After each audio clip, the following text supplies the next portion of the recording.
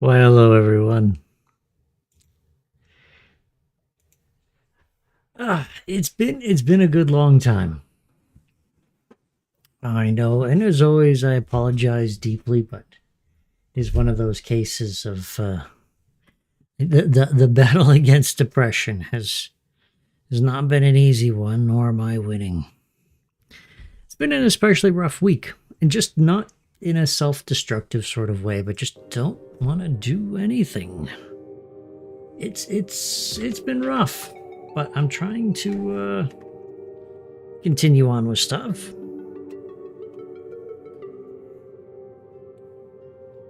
Oh, hey there, rubber duck. Oh no, why isn't that working? How does it break every single time? Does this work? Oh no. Haha.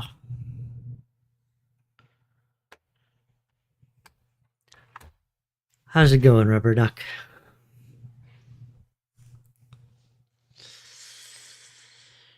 Oof. It's a brutal one. It always kills me how the sound alerts kind of break themselves and then come back and then break themselves and then come back.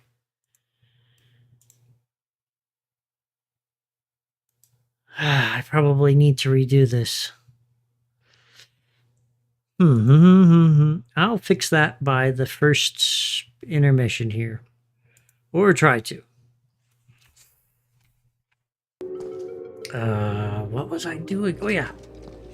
I was pushing this for some reason. And then success.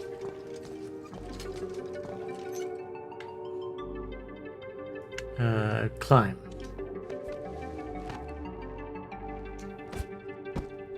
Aha! Ha ha ha! Look at that. Something's blocking the ladder. Nope.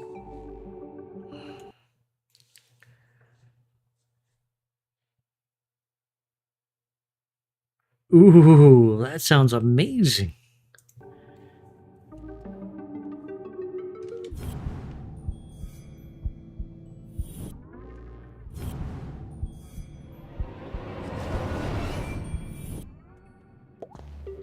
There's something stuck in the track.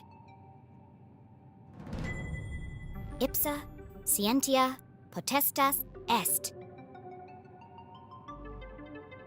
Ooh.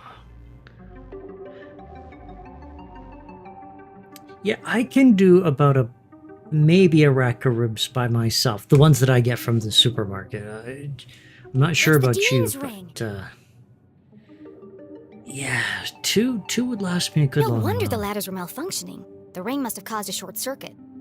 Or do two come in a box? I think so. Oh, my brain.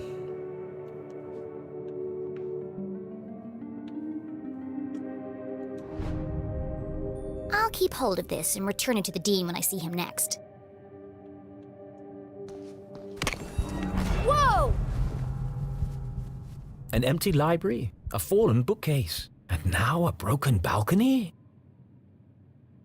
This mystery has all the hallmarks of foul play.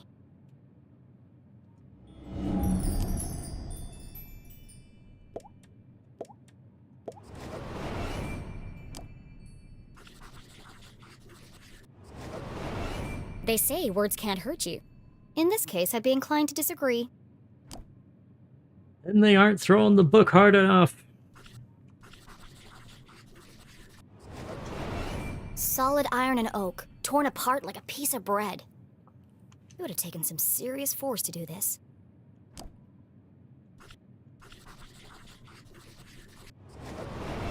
Something bad happened here.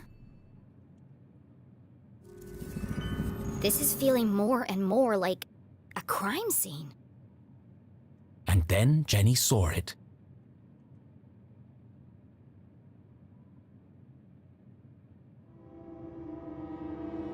Covered in a ripped curtain and surrounded by broken glass. It is a crime scene! I'm so happy about it being a crime scene. This is great. Let's go.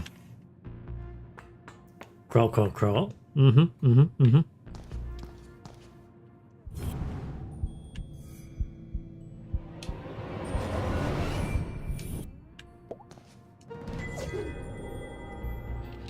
Who cares about gallery stuff?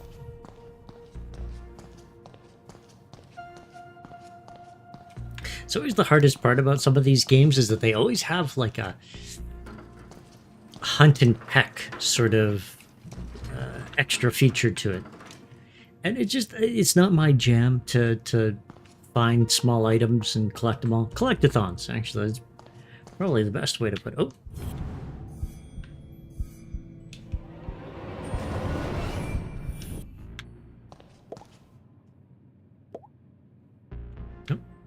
Nope. Nope, nope. There we go. Okay. Oh, no. Oh, wrong button. I'm not gonna name names, but someone forgot the buttons of this. Oh, that's...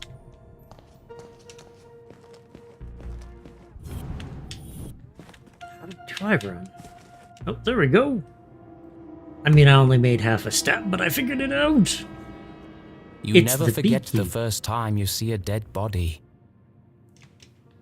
It harrows the mind, terrifies the soul, scars you to your very core.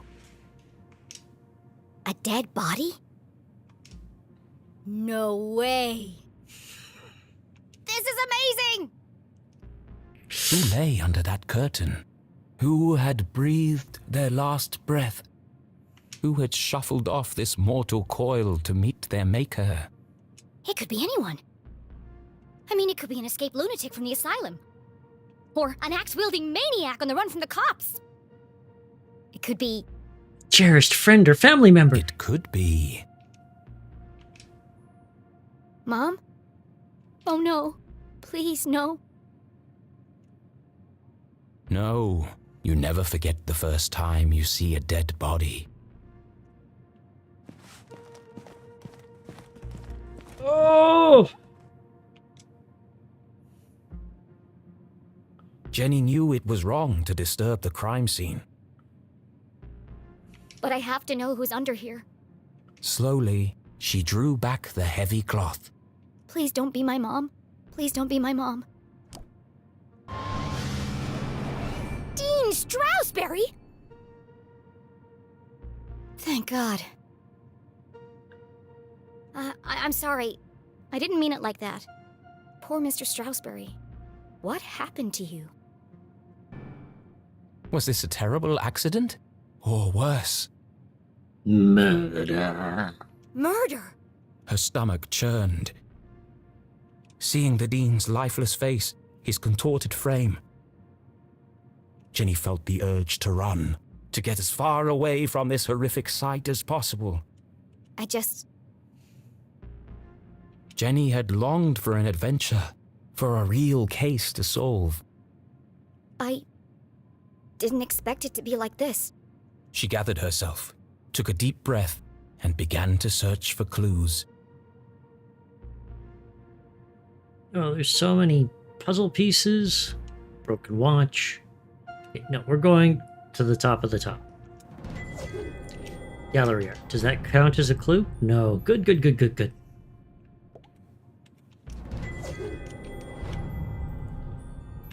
Okay, so that's my absolute extremes.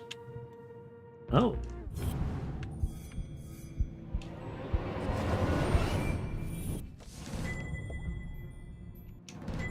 The Dean's planner lay open on today's date. No and no off. Resubscribed. I know! Especially considering that I am some sort of young girl. How are you doing there, Noah? Ugh.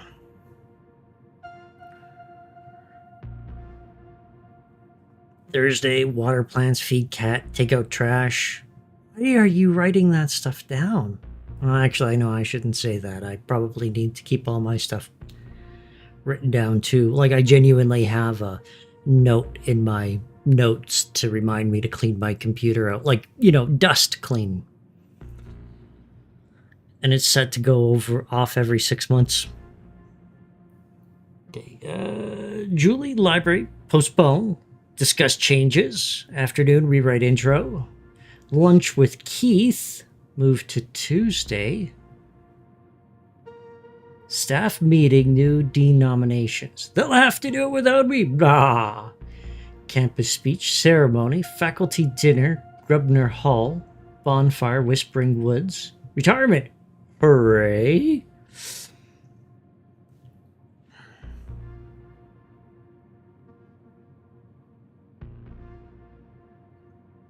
What podcasts are you listening to? And is that Wicked novel like the novelization of the musical that's been going on lately and that just hit theaters recently about the Wicked Witch starting off in Oz? I shouldn't say the Wicked Witch because that's not, I'm positive that's not how it starts. Perhaps I can retrace his steps and create a timeline of events.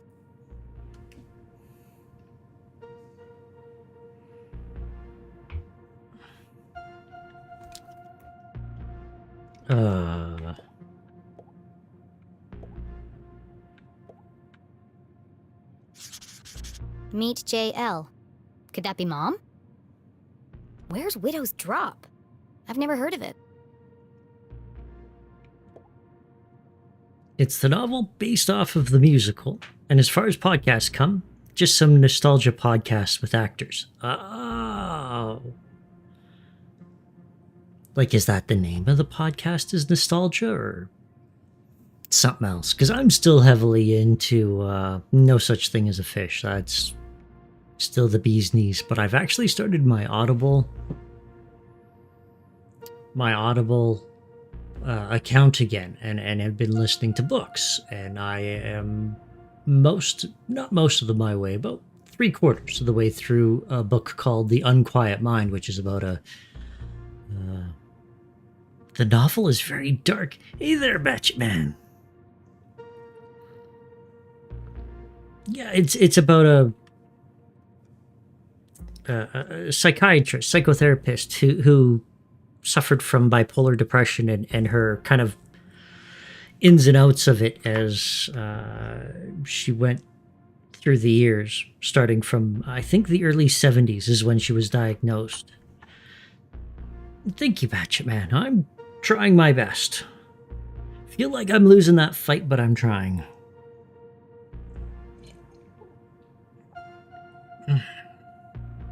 How about you? How are you doing? Looks like he completed all his chores for the day.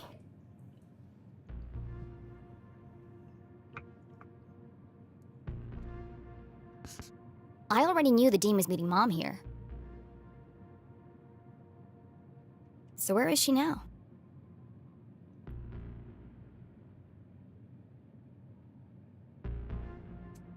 Sorry to hear that.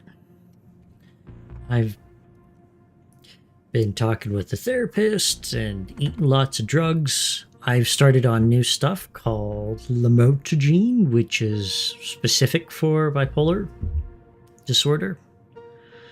And even as I've started it, this last week has been very hard to get out of bed and do anything. I have been doing lots of napping and lying down on the floor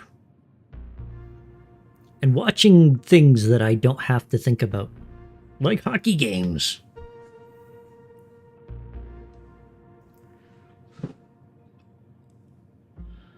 But I'm trying. Still doing things and the like.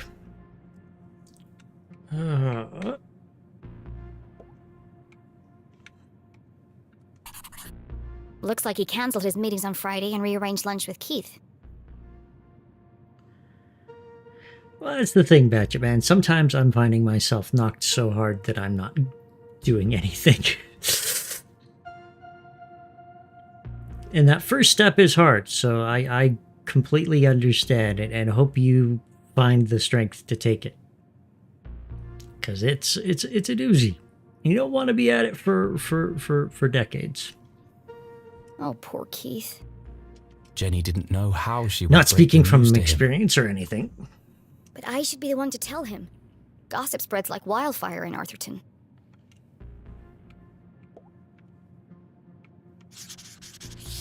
He sure was working hard on that speech. I'm sad he won't get to deliver it. Oh. And all that was one clue. Oh, there's another puzzle piece. Or gallery piece.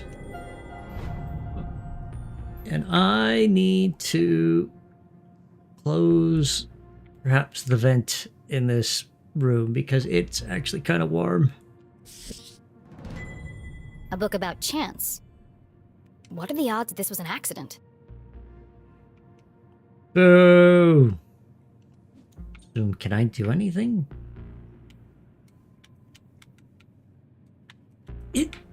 It's the good old, after years of LA Noire and other games of that ilk, you're so used to rotating objects in your hand once you pick them up that a game that doesn't do it kind of throws you off. And I hope I get my fingerprints on everything. Wow.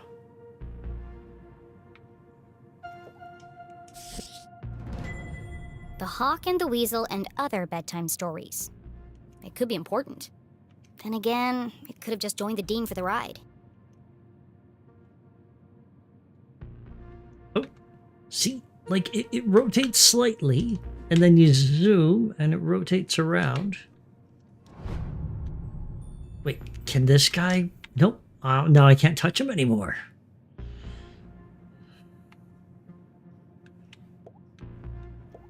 There are bits of glass and metal debris everywhere.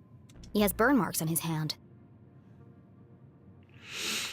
You know, No-Op, I actually was trying to play it for the stream, and it was one of those... I love how it works. I love being able to drive around, you know, or the running and fighting stuff. It's one of those funny parts of where it's like, those are the parts I'm really good at and find the easiest, you know, chasing down suspects and the like. But man, is everyone work hard to be really unlikable in every way, shape, and form. Just racist, sexist, homophobic, transphobic, sort of very angry people. And weird, like, I understand it's the time, but there are moments in the game where it feels like they just put in extra writing to make them as unlikable as possible. Because even when they're not doing that, they're like stealing, you know, your partners are like stealing and punching people and yeah, and even like Cole bugs me. And I'll say purely he bugs me only because it felt like they didn't have enough time, but there's this whole plot in the game that something happens to Cole for anyone who's not played it. And it's just one of those that it happens so fast and it's so abrupt and everything in his life is changed and turned upside down that it just, like, either they're really bad writers or they just didn't have the time to develop that part of the story. And I think it's time, because I think that game had a bit of a weird rushed cycle because of changes in the engine and how it was distributed and all that stuff. But man, did that ever bug me. I would have loved to run up to that middle part where he gets taken off of homicide.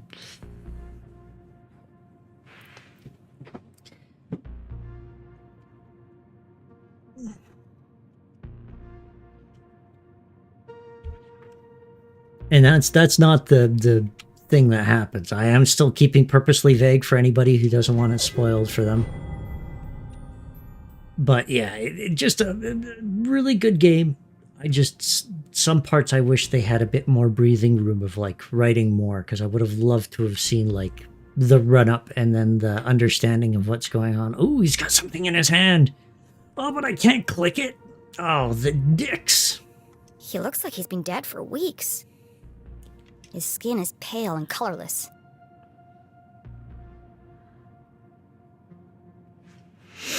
And that's what I heard too, Batchet Man, that just so much of it was like meant to happen and they couldn't do due to time and money restraints. And I totally get it, and I wanted a sequel for that game.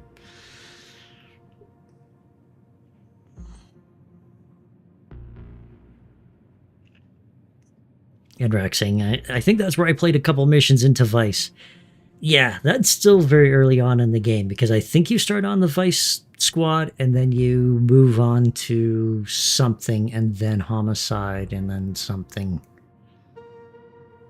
I believe. It's, like I say, even when I played it again, I didn't play it that long because, as I say, it's something about the way Rockstar writes characters. And I know this game wasn't like written totally by Rockstar, but it's just weird how like a lot of main characters in Rockstar games I find unlikable and unpleasant, and I don't want to be around.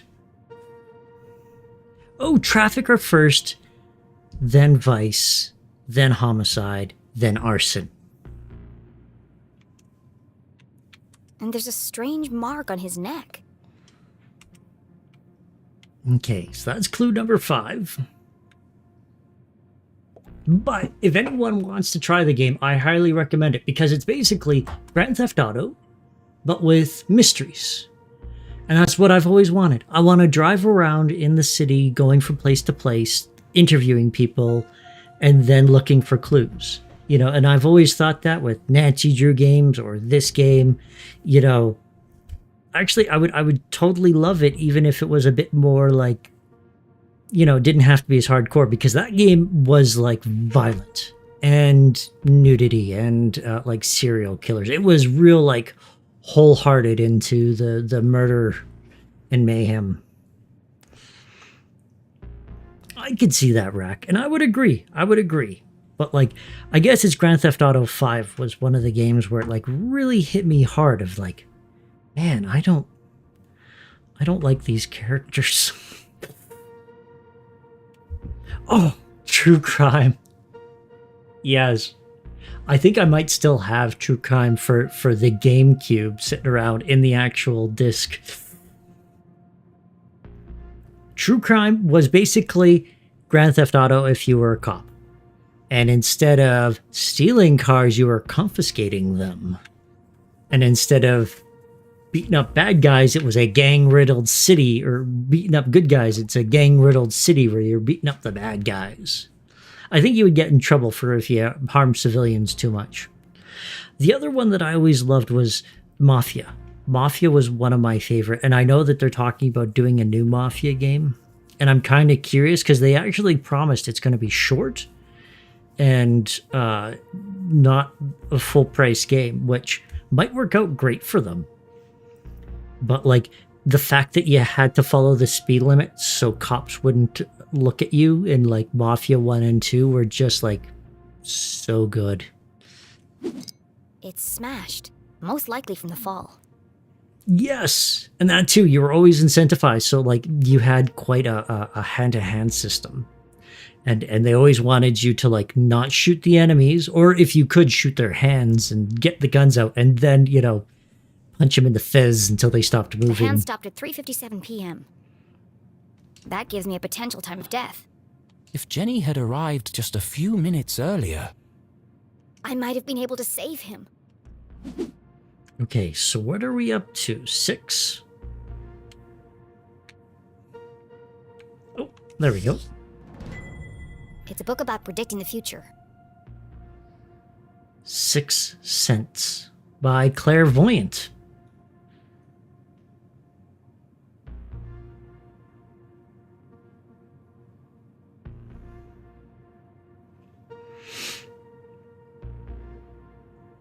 Yeah, and it's not like a Mass Effect situation where they have the protocols for both like a good character and a bad character, you know. The amount of choices are probably far more limited. Then again, they could probably like, I don't know. There's a lot in Mass Effect which is very interesting in terms of the story remains broadly the same, although the day-to-day interaction changes as you get more Renegade or Paragon. Or Dark Side and Light Side, depending on how you feel. Because Mass Effect 1 was like a supposed to be the next Star Wars game for them, but they ended up losing the license, and so it had to be something else. Which, I mean, great pivot. I suppose it didn't belong to Mr. Stroudsbury then. Okay, no, and I can't flip this over, but I can zoom in. All right, and so now does it let me touch the hand? Yep. The Dean's hand was clamped shut around a small object. That's strange. Rigor mortis usually takes hours to set in. I'm sorry for what I'm about to do, Mr. Stroudsbury. Just try to slip it out. You don't have to break fingers. But this could be a vital clue. Oh! Ew! Ew! Ew! Mom's ID card? But that means Julie Leclue had definitely been here. she could be the last person to have seen him alive. She could be the killer. Impossible. My mother's a forensic expert. She'd never leave such incriminating evidence behind. But even the smartest criminals made mistakes. Jenny couldn't deny this looked bad for her mum. If anyone else sees this, they'll jump to conclusions. No, They'll don't, think my mom's a murderer. don't do it, Jenny. Unless- A peculiar thought crossed Jenny's mind. Unless there's nothing to find. Don't do it. Removing evidence from a crime scene was highly unethical. So is planting evidence to frame an innocent person. She had no proof of that. I have to do something. Let's go full renegade. My mom would kill me if she knew I was tampering with evidence. But I have to protect her. Nope, this isn't about protecting her. It's I think renegade. that's all the evidence I'm going to find here. She took one last look at the Dean's lifeless body. I'm sorry, Mr. Stroudsbury. I promise I'll get to the bottom of this. Besides, we already trampled all of the evidence. Who cares what happens now?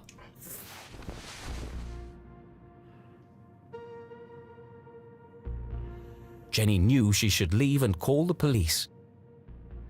But how often did a case like this come along? Okay, I'm going to take a very quick break here, just 10 or 15 seconds to open some windows and close some vents. I'll be right back.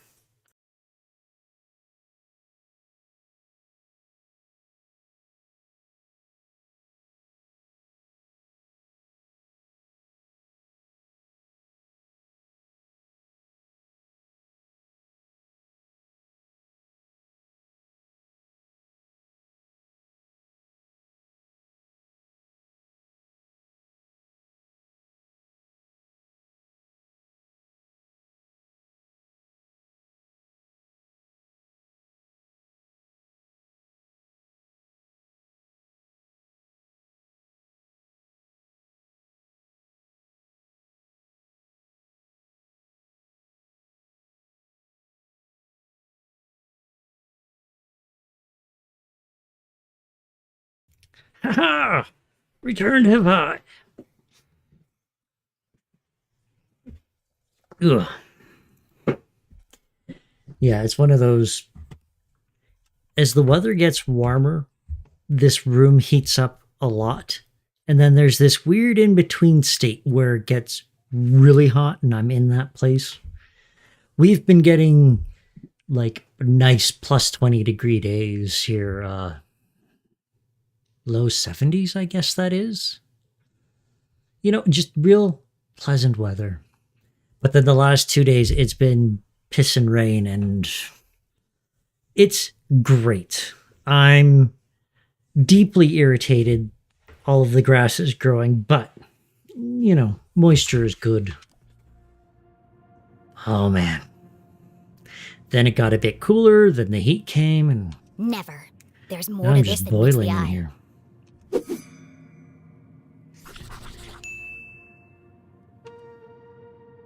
Some of this evidence must be connected.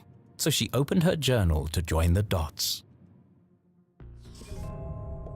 Okay. What was the apparent cause of death?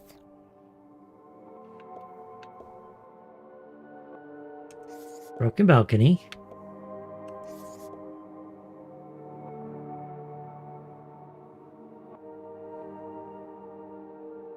And the ring? The Dean's ring was stuck in the electric ladder rails.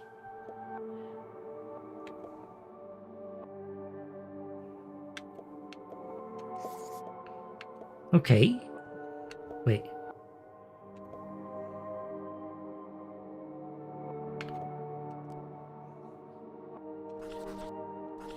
Oh, right. I gotta hold it. Bang. Fall. Tear. Ah! It looks like the Dean was thrown from the balcony when he reached down to pick up his ring, which was stuck in the electrified ladder track.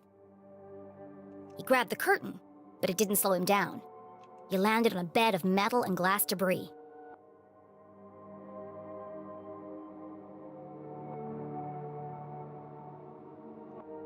Really? I always expect the West Coast to be nice and super hot all of the time.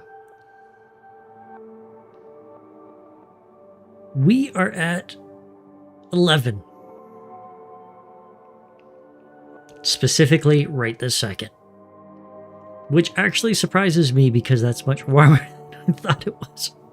I did go out for a walk just a bit ago. Yeah, and it was nice enough. I didn't have to bundle up or anything, but it wasn't not too terrible. Oh. Well, that was quick. What is unusual about the Dean's death?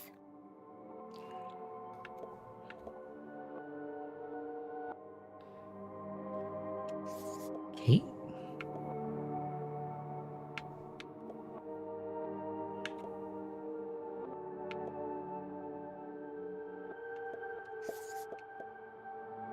It's the neck and face and Mom's ID card.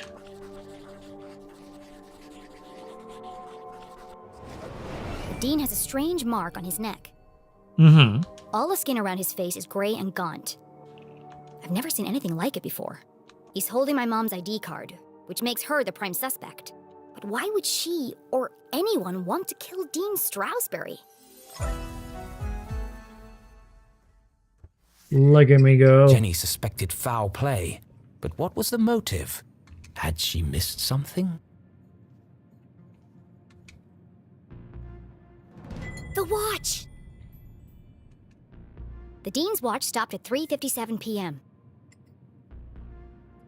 When I came into the library, the clock tower rang 4 times. The library only has one exit. And I haven't seen anyone but the Dean since I got here. Maybe he stole my mom's ID and was perving on it. Which meant if the Dean was murdered, The killer must still be here. He's getting away!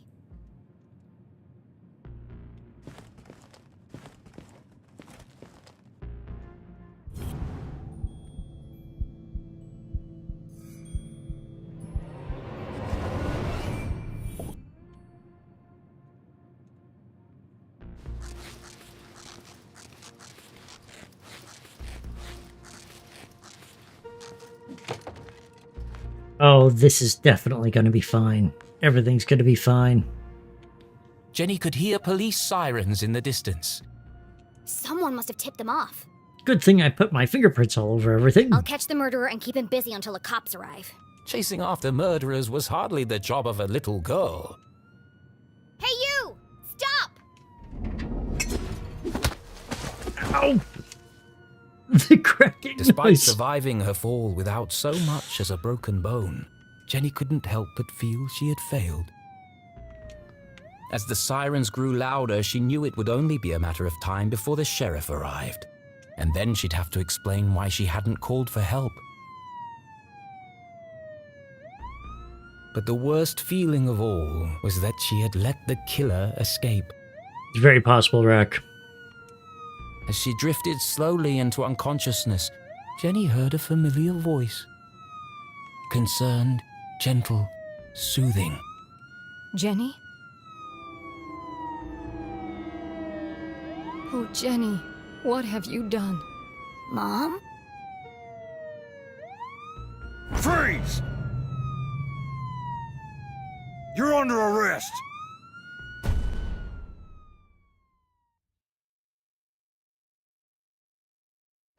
What have I done?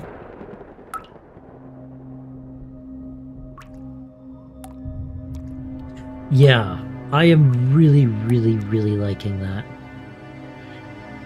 I killed him. Rack was commenting on how good the audio work is, and it's so nice to have a game do that once in a while where they aren't bearing the audio deep into, you know, background noise or trying to make it immersive. You know, there was a video I watched just a bit ago, and it was specifically about like why movie dialogue is getting so terrible, because, you know, in the 60s and the 50s, it was the most important thing in the world. Hey there, Sangarev, how's it going?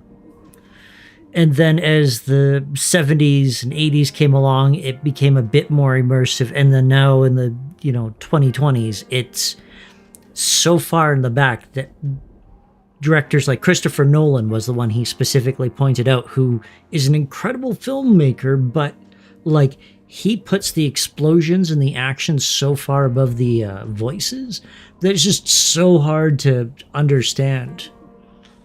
He also mentioned too that like acting has changed, that actors are a bit more natural and don't sit there and enunciate every single word that everybody must hear and every single consonant hit. So, and I could see that too.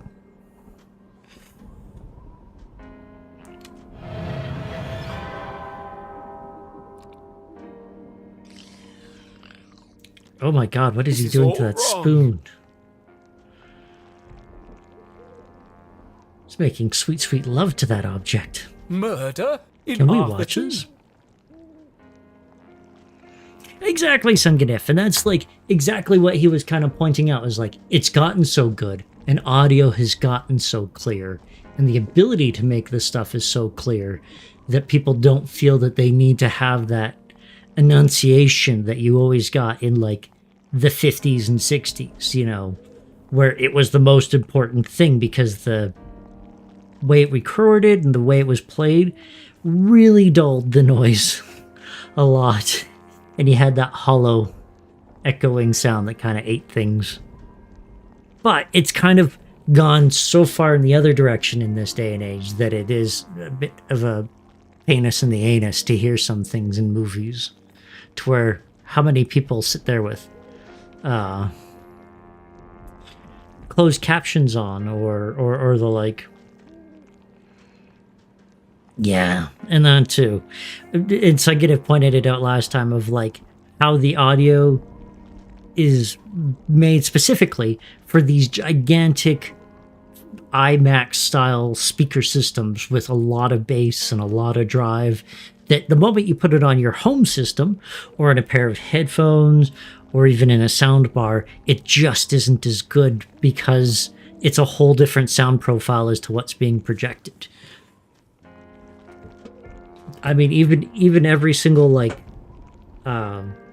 headphone setup that I have nowadays, you know, if you download an app for a new set of headphones, they always have like a clear voice option for them. I got some new Sennheiser Bluetooth headsets for my audiobooks and walking, and they've like all of them not only have an EQ, but they all have like a, hey, do you want to hear voices really clear? And I have to be honest, I don't turn it on.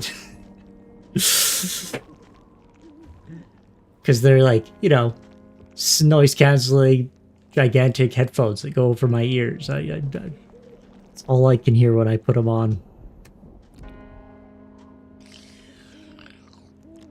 This is not an appropriate story for Jenny Leclue. Poor Dean Stroudsbury. What was I thinking?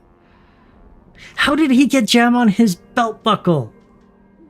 This man is a mess. How many things did he preserve? Oh dear God, look, there's 2 stacks on either side of him. One of the stacks on the left is absolutely destroying reality and inhabiting the cupboards.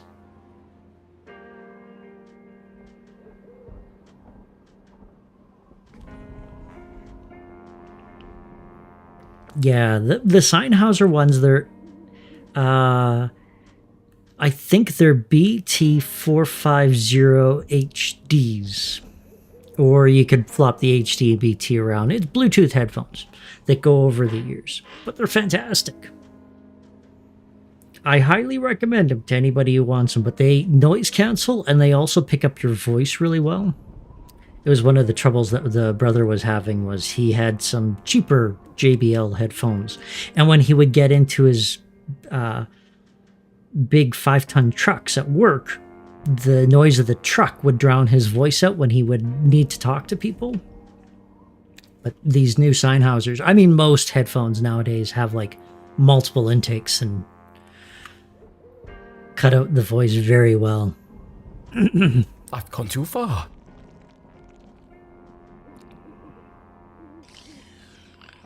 Oh, dear God. Perhaps I should take a break. I can't believe we can watch him do that to a spoon in a children's game. Come on, Rufus. Let's go for a walk. I got my Sennheisers that were regular $180 Canadian for 89 bucks because of a sale. And that's why I got them, was because they were on a sale for almost $100. So it was like, oh, yay. And that's Canadian money. So that's like 70 something euros.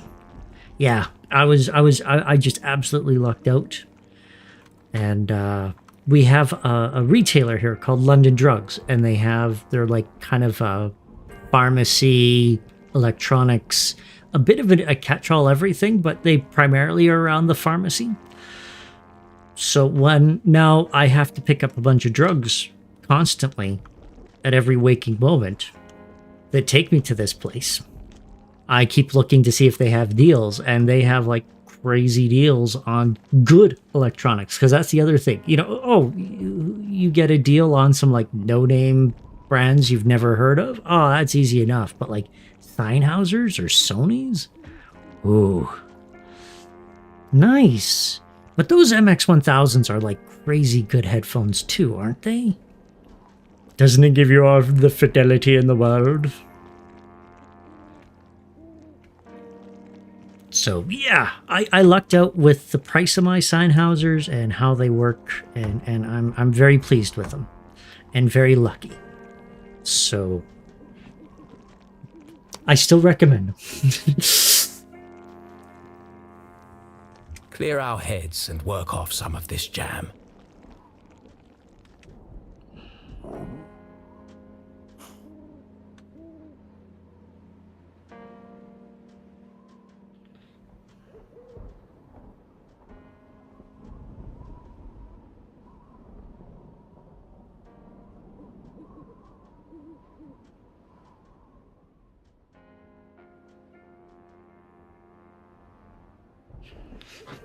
Oh, how does your bot advertise my stream?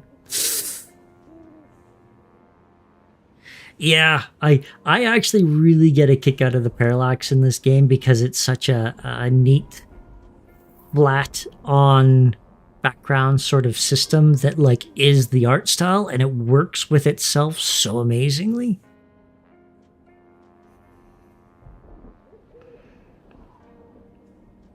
Oh, you gave me a specific point and click. I see how it is. I'm a one genre pony. Hurts the soul, Sunganif. You know that? I play many different types of games. I finished Wolfenstein and I've done MMOs, a lot of different ones, and then lots of racing. And then trucking, which I don't consider the same as racing because they're different things.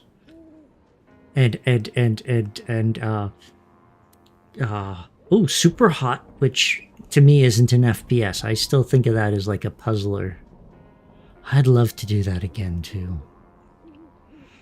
Super Hot is such an amazing game.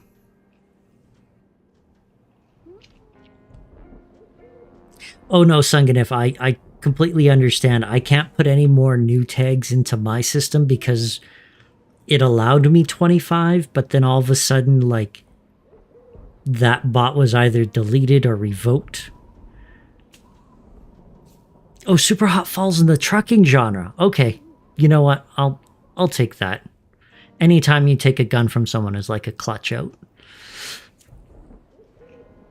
But yeah, no, I'm with you, Sangadev. There was some like where I felt very proud of like the personalized messages I gave everybody. And some where I tried my best. And I'm not entirely sure how many people seen them. Nope, right. Click, clack, click, clack.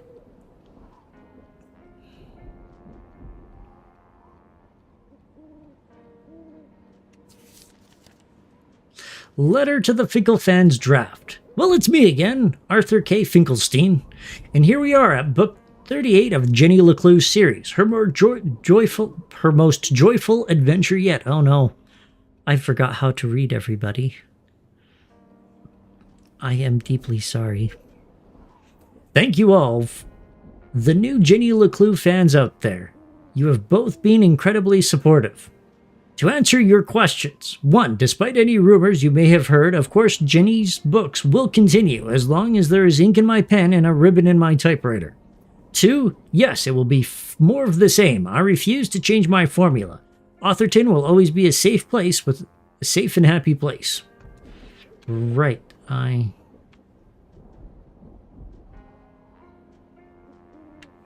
we just saw that bit. Remember, jam jars and pipe cleaners. Oh, we all know isopropyl alcohol is the best way to clean pipes.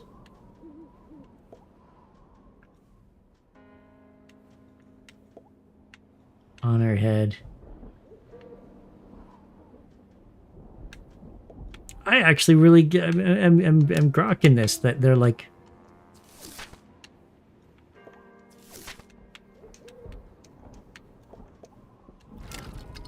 Ooh.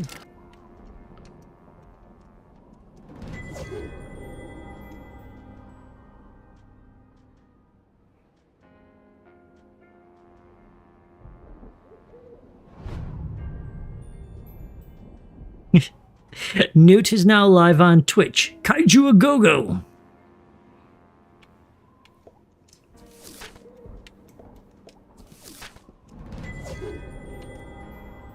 There's a lot of this game where I'm not sure if I'm affecting more important things or... Uh-huh.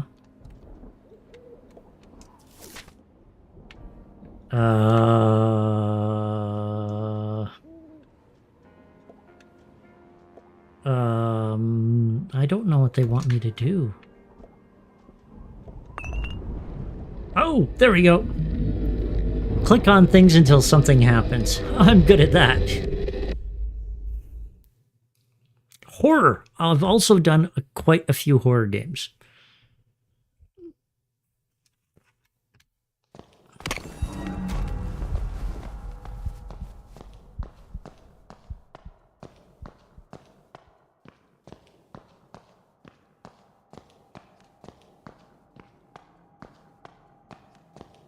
There's quite a few, actually, that I would love to do more of.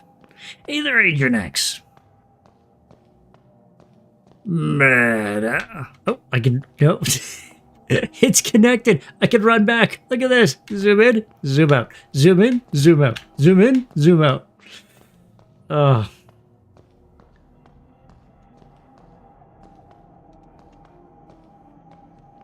Run, run. Whee!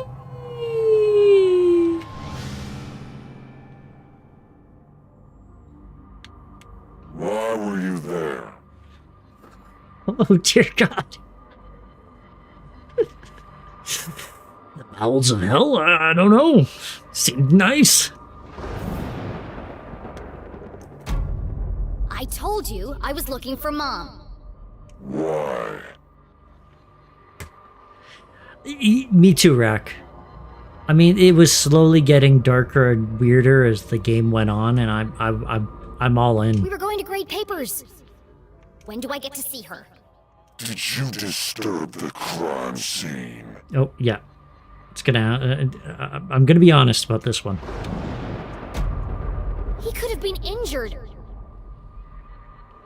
I was just trying to help. I want to speak to my mom.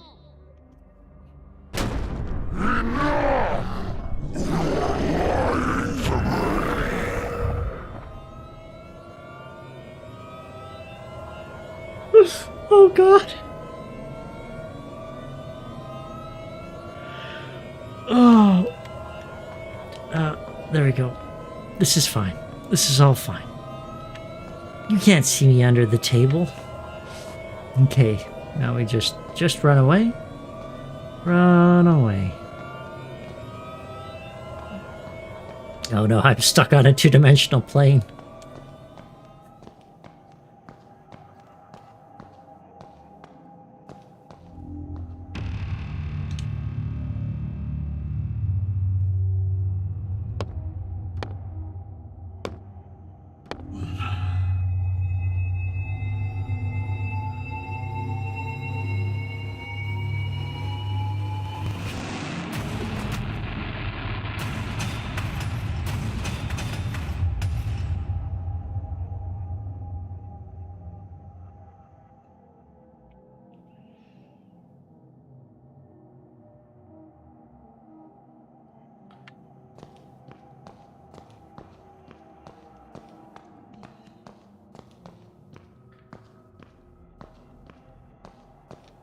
Can I? No. I'm trying to run forward and back, maybe. Oh, and we're... Keith! Please, look at me.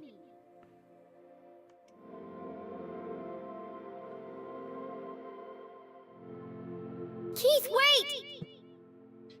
Yeah, as you can see from the name of the title, it's Jenny LeClue, Detective You. But I bought this on GOG.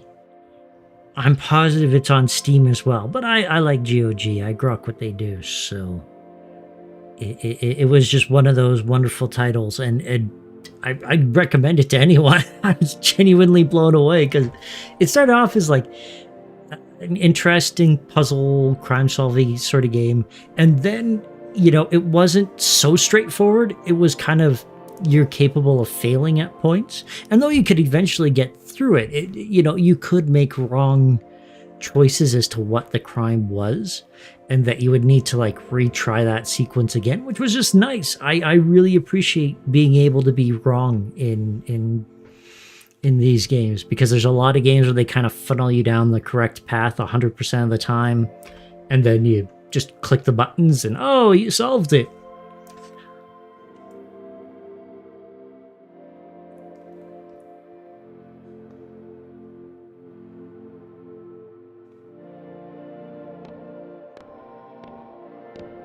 Oh no, Giant Keith is running away!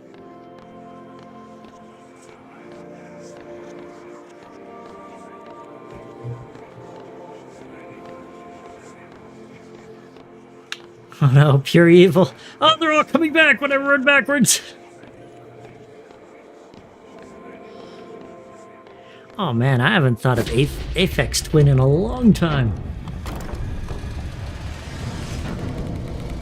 Ah, it's a babushka coffin!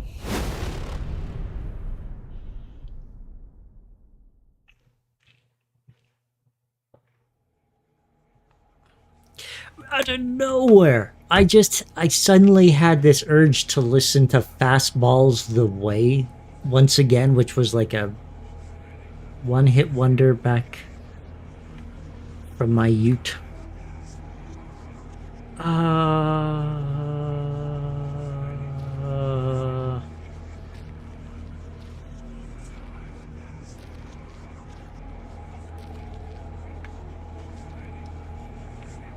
Oh, I can't use my detective vision.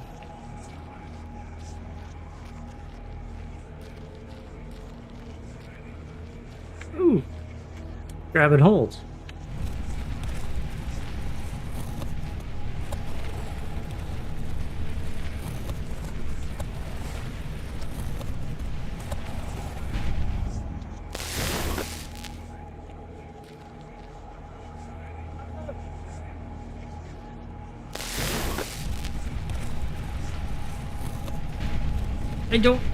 I don't know what I'm doing.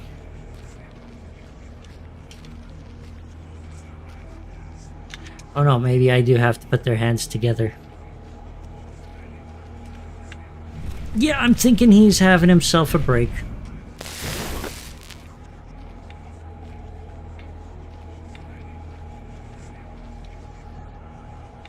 Oh, is there going to be another one that I can grab and pull? Okay, maybe I gotta go the other direction? Ah, look at this! Me with my giant puzzle-solving brain.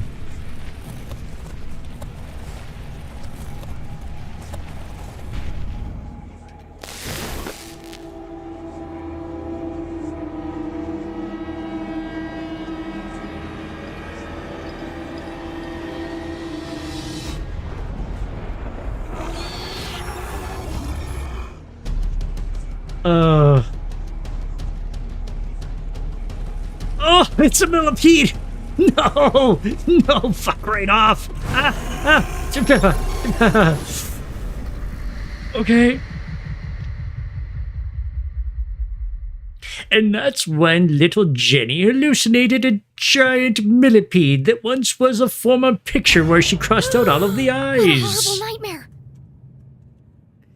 Jenny was drooling mad at this point and just punching a pillow for no reason whatsoever in the insane asylum that they have committed her to. But as you can see, she still fought valiantly against that picture that was naught but teeth and legs. Oh, is that right? True, Ashley. I am having a lot of fun with this game. It's very good and very strange, and I love the strangeness that they've imbued into it. It feels absolutely just a breath of fresh air.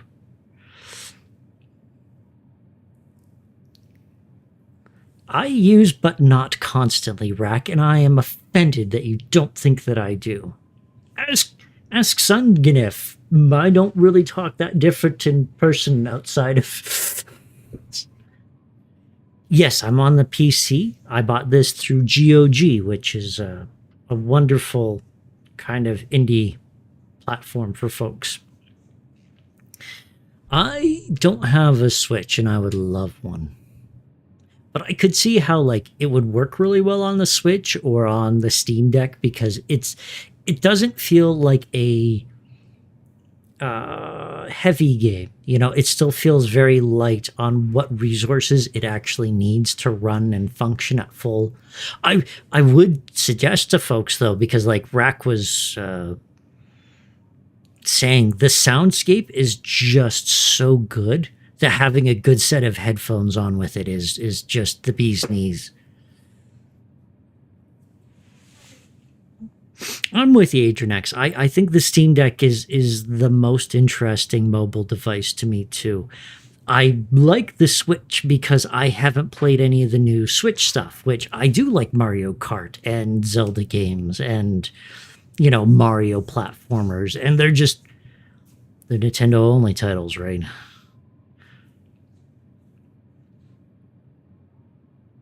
Oh, you moved to Texas and she kept it. Ah, how dare she? Have you considered going back and stealing it from her? Ooh, maybe you could fight her to the death for it. Positive nothing bad would happen from that. Dean Stroudsbury was dead. My mom was in jail. Keith told me he never wanted to see me again. That is your master plan. Tee-hee!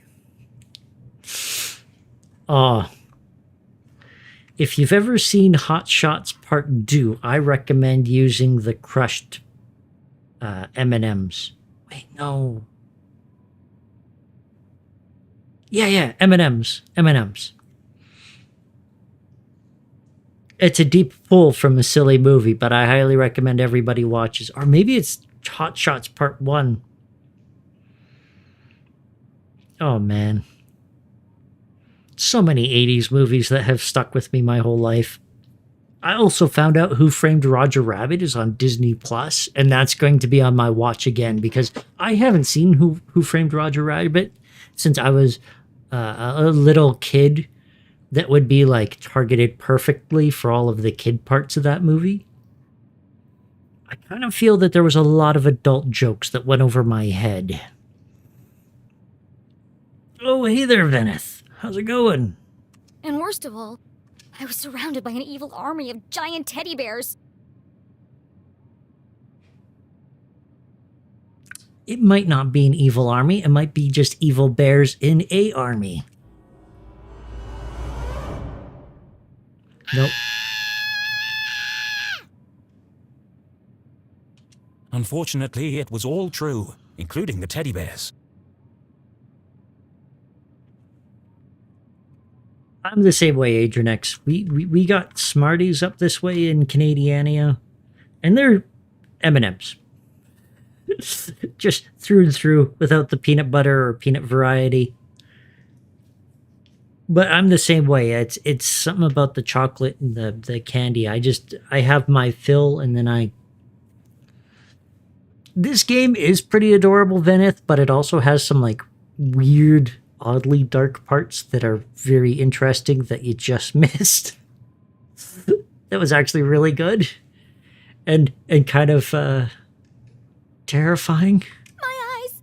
There's something wrong with them! Everything's pink! But her eyes were fine. It was the room that was pink. Pink cuddly toys.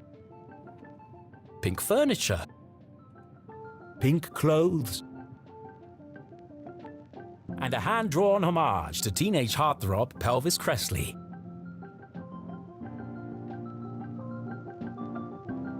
Okay, that scans. I like how Davy is there as well. Covered in pink hearts.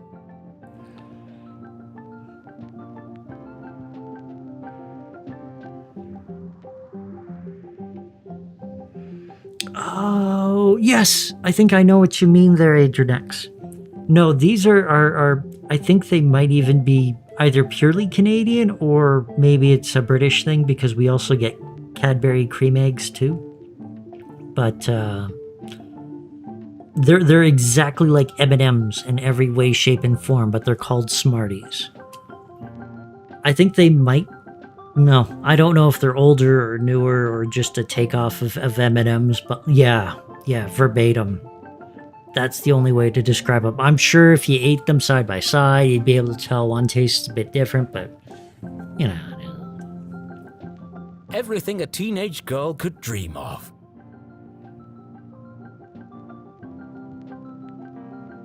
It looks like a marshmallow exploded. I won't lie, there's some adult people I know who'd probably like those drapes. It was at this point Jenny remembered where she was. I shouldn't be here. What happened? And what is that terrible music? I can't think straight with that racket playing. These aren't my clothes. Oh my god, who dressed me? And where's my journal? That wasn't the only thing missing.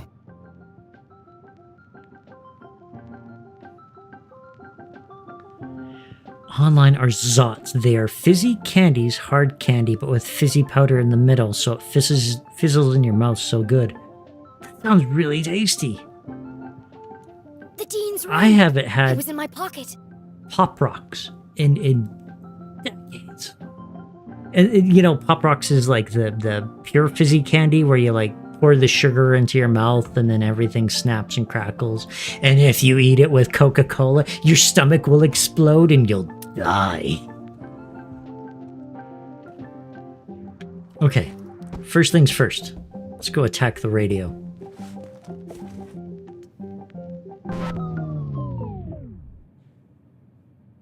You're the fan that I love. Pelvis Cressley and the Hip Thrusters. You're the fan that I love. Oh, Patchet Man says that is true. He's seen it in the movie. Ah, there we go. That's enough. There's enough due diligence for me. Ah yes, the eagerly awaited follow-up to the smash hit. Even though I'm a big star and you're just a fan, perhaps someday we could be together. Ugh, who buys this crap?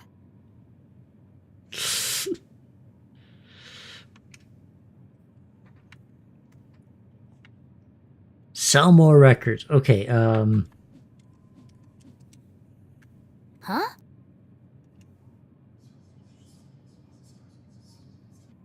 Hushed whispers in the hallway?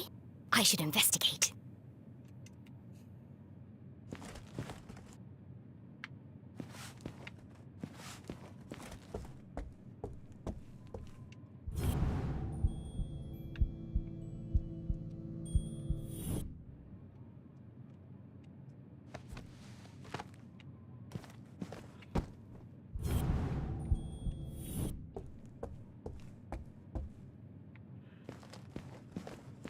yeah, it feels like there should be so many, I'm gonna have to, Vennett, and thank you so much for the follow there. Yeah, this really makes me feel like everything should be interactable. I have to admit, I'm really happy that it's not, because I can't mention how many like indie point and click games I've ran into where they make like 10,000 things all actionable on screen, and it kind of kills the flow of the game. No, no, no, I just want to listen in. Can't I just listen in? Yes. It's locked from the outside.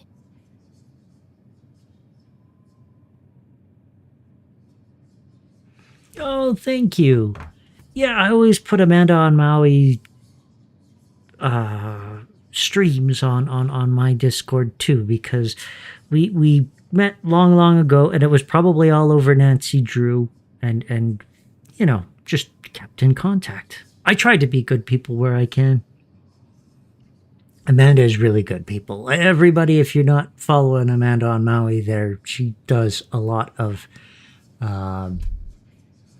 crafting streams, lots of knitting, and many charity streams for things that are so important to her, and I admire her to no end for that. I've only done one or two myself, and I still get him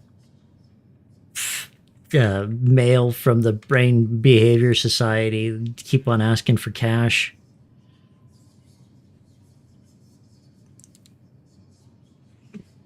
Okay, before I continue, I am going to stand up, stretch, move around. Oh, 1 minute since last save. And get more water because I have exhausted my well. And then I shall return in about, let's say 3 minutes. No reason, but I'll be back.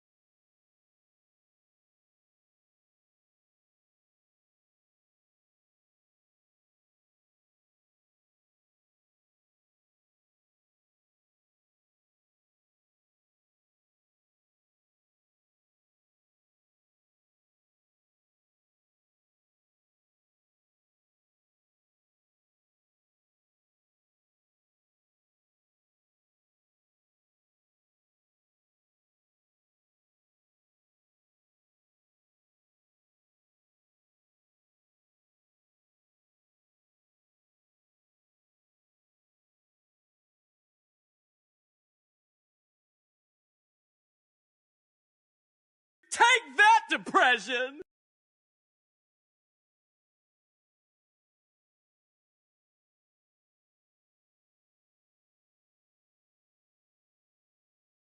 Well, I'm back.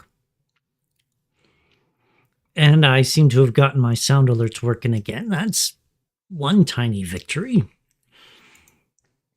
As always, whenever you spend a bit too much time away from Twitch, it gets very cross with you and all that you stand for in life and demands to have you reintegrate with everything, lest you be some harrowing fool who dare not press OK and authorize yet again.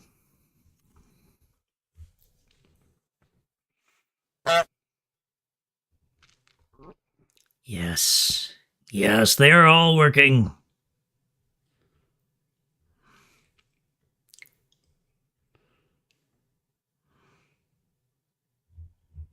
I've never done an escape room. I'd love to believe that I'd be great at it, but I have my doubts. One of those, the vast differences between how confident you are in something that you know nothing about and how actually useful in it you would be, is always two diametrically opposed things.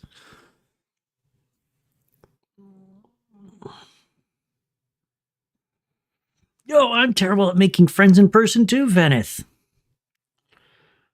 I mean, I'm great and amazing, and everybody wants to be around me, and I don't say the wrong thing or very strange things where people give me looks wondering what I'm thinking every waking moment. Who would trap a child in this nightmarish hellscape? Jenny peeped through the tiny keyhole. Oh no, the sheriff! As her eyes adjusted to the light, she recognized the substantial frame of Winston Leclue. Arthurton's long-standing sheriff, and Jenny's. Granddad!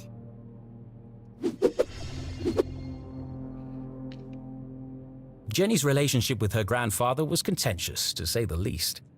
Stickler for the rules, distrusts humor, weakness for tiny kitties. Who doesn't have one for tiny kitties? One Venice tells of the time I went, I want to go to this, and it was like, hey, you need to know 12 people to book. Oh. Yeah, I don't know 12 people. I'm not sure I have that many people in the last 10 years that I know. Maybe if I invited every person who's seen a stream of mine, perhaps.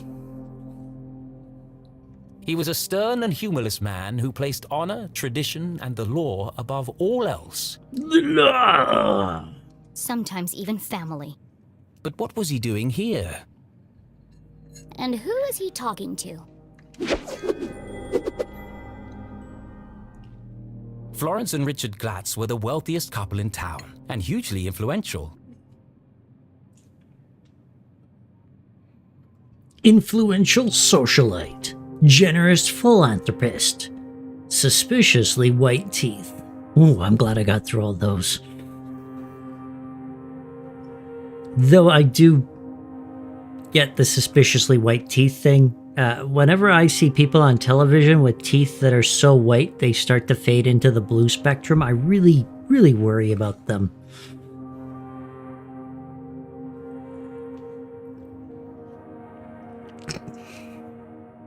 Agent X saying, I could get 12 people together. I wouldn't know a quarter of them. Look at Agent X here bragging, flexing on us. Ooh, I know lots of people. At least 9. Their company, Glatz Mining and Supply Corp., was the oldest in Arthurton. While Richard may have been the head of the business, everyone knew that Florence wore the pants. Exceptionally charming and generous, she always had a smile on her face. Which is why I don't trust her one bit. Being careful not to make a sound, Jenny leaned in and listened. With everything going on, I don't have time to watch her. It's no trouble at all, really, Winston. She can stay for as long as she likes. The girls are great friends. I only hope she feels better soon. That was quite the scene she made at the funeral. I missed a funeral?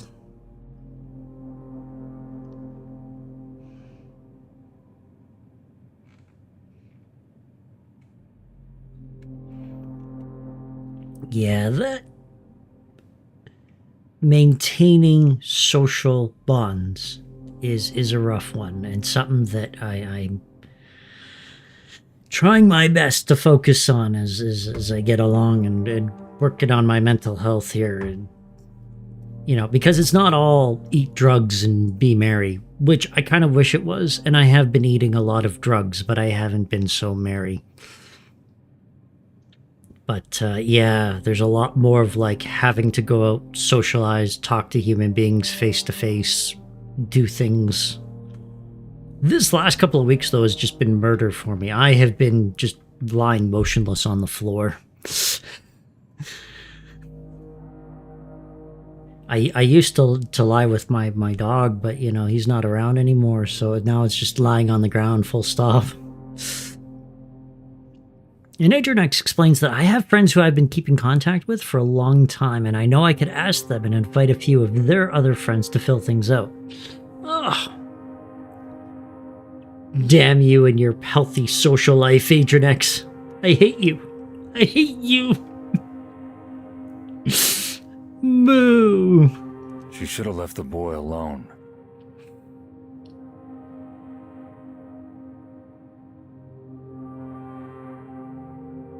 Advaneth saying, it's so weird, but I can keep a D&D game going longer than I can maintain in-person friends. I think there's something about D&D with it being an obligation that helps quite a bit. I think that's where, like, a lot of things, with probably stuff with friends, that you should put that time aside and absolutely spend time with them and do things with them every week and the like. And it's just, it's weird, but once it feels like an obligation, you don't want to do it anymore, and then you stop doing it, and then you wonder why they aren't calling you, and they're wondering why you aren't calling them, and then nobody's calling anybody. Well, oh no, it must be the end of the friendship. Then nobody calls anybody, and then everything's over, and then you just lose this friend, and they wilt away like a dead branch, fruit on a branch.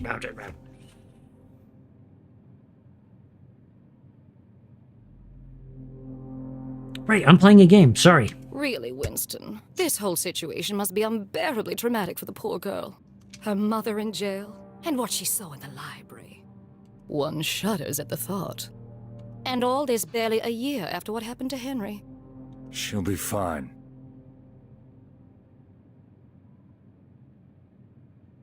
And Adrianex says, to be words are hard. To be fair, if they were terrible people, I would have cut those people off ages ago. Hence why I make sure to keep in touch. Don't want to have to hunt down new friends. Yeah, it's so hard because you gotta trap them and snare them and do it in a way that doesn't hurt them long term. And sometimes glue traps aren't as environmentally friendly as they say they are, or, throwing nets on strangers in public, and then all of a sudden it becomes, unlawful detainment of another person. Terrible times. Just keep an eye on her. She can be a real handful. Venice knows the struggle. Oh, don't worry, I've planned everything. Pony rides, afternoon tea, and tomorrow we're going dress shopping. Oh dear God, what kind of horror is that? Oh, that reminds me. I have something for you. Dress shopping. First they locked me up, now they want to torture me? I know. It was like telling a man to try on pants at a store. I need to get out of here. Fast. We can break a window. But her curiosity was piqued. She had to know what Mrs. Glatz had gone to fetch, and so she waited.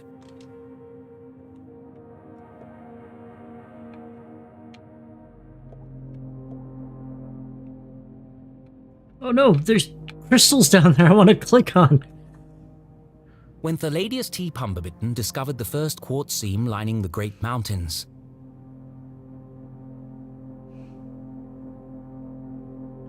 Little did he know the impact it would have on the future of the town. Little did he know the Glatz family would muscle in and take over the whole operation. Nowadays, it was hard to go anywhere in town without seeing something made from it.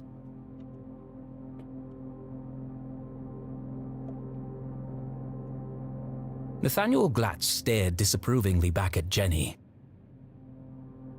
It's amazing he could do that without eyes. Creepy old man. Actually, this was the man who saved Arthurton. When the quartz mines began to run dry, it was his research into the unique properties of the crystals that secured the future prosperity of the town and the company. What? Huh? Oh no. This is going to be a jump scare. He's going to jump out of nowhere and scare the crap out of us. Where did he go?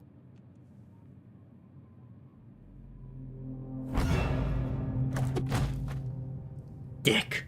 Winston, what are you doing down there? Thought I heard something. Really? A man of your age spying on teenage girls? I've told you already, she won't be going anywhere. Oh, how threatening. It was probably just Jenny's imagination, but those words felt oddly sinister.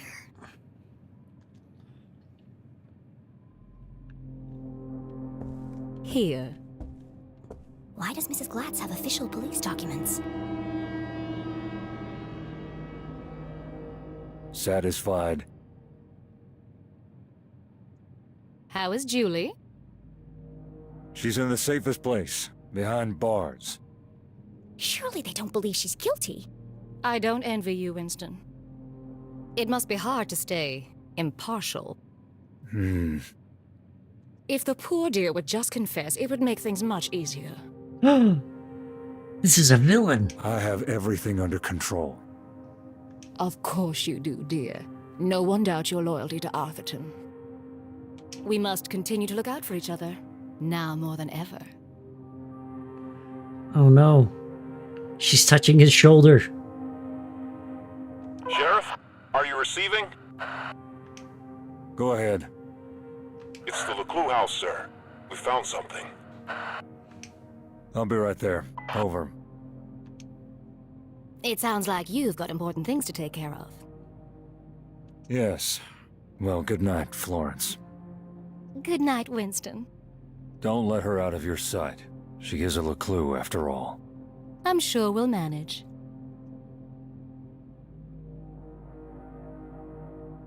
Jenny couldn't believe what she'd just heard. Everyone thinks my mom's a murderer. Thankfully, her mother's fate was in safe hands. The fine people of the Arthurton Police Department.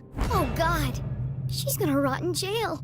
Jenny could leave the case to them and enjoy a fun week of pony rides and shopping sprees. I love the disconnect between the author and Jenny. It just makes my heart sore. No.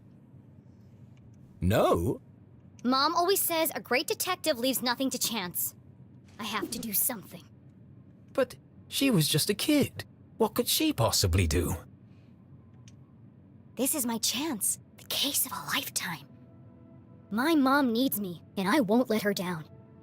I'm gonna find my stuff and get out of here. And just like that, a great adventure began. Run. Oh, examine pig. I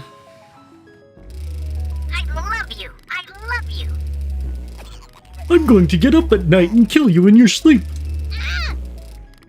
You're my best friend. You scared the life out of me, pig.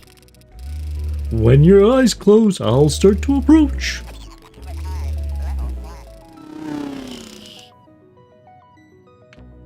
Oh, that was horrifying. The sun was setting behind the great mountains of Arthurton, cradling the town in a warm red embrace. I slept the whole day away? I have to get out of here and make up for lost time. You went into a psychotic break and lost days of your life. It wasn't just one afternoon. Oop.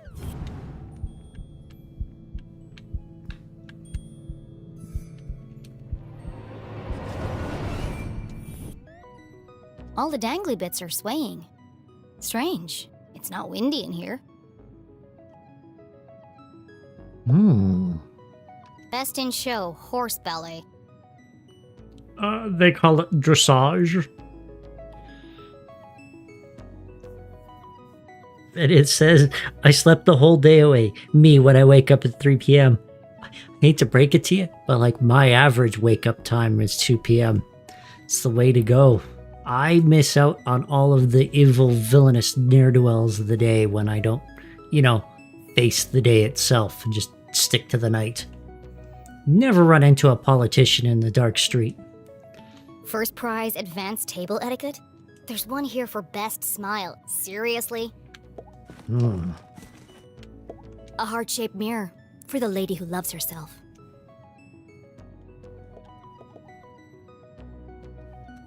There we go.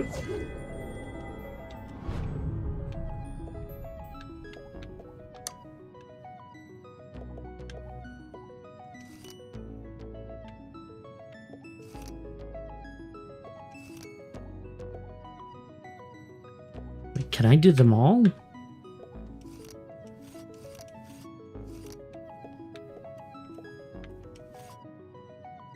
Ooh.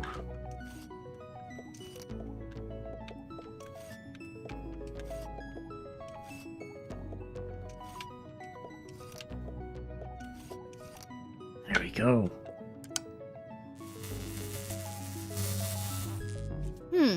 There's something strange about this mirror. This requires further investigation. Sir Doom! How's it going?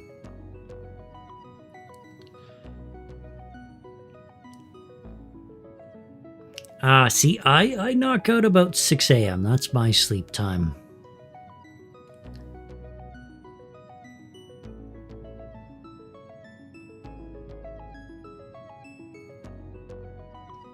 Oh, it's going to.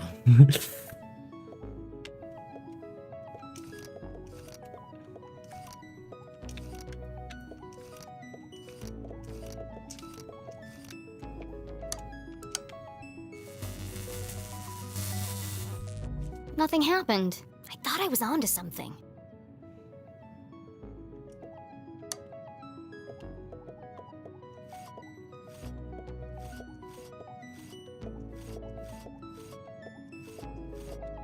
As always, we try it in the 2 different states, all on, all off. And then maybe there's some sort of cheat around here that will explain what I need to do.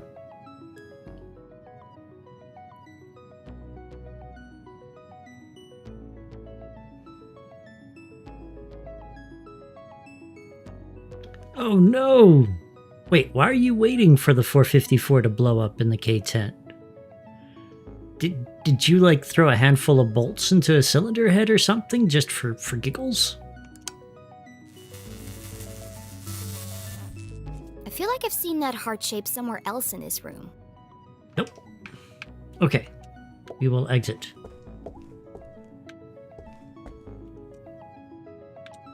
Climb.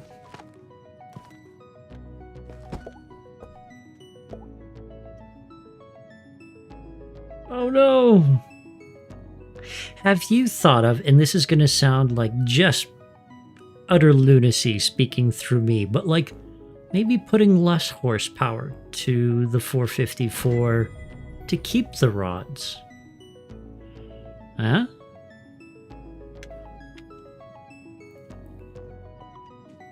Nope. Havoc at Heroes Memorial. What should have been a touching farewell to a beloved member of the community was tarnished by a poorly timed act of protests at the Mother of Mercy Church. It was stock?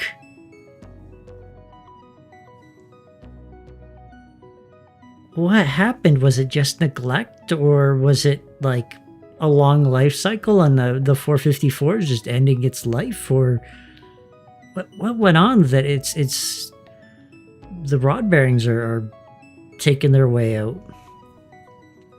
An emotionally unstable child was witnessed shouting at the members of the congregation, causing the damage to property and even desecrating the corpse. After a long chase, the girl collapsed and was carried from the premises. Hundreds gathered to pay the respect for left alone in the weather. I gotcha.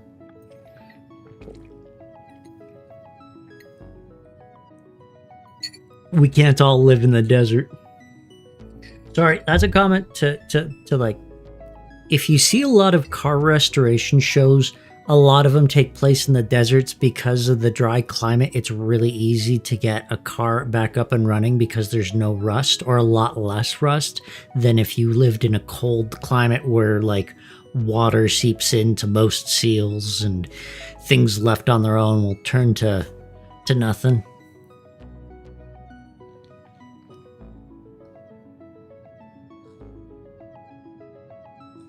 I found a 2000 5.3 liter for $250, a whole truck.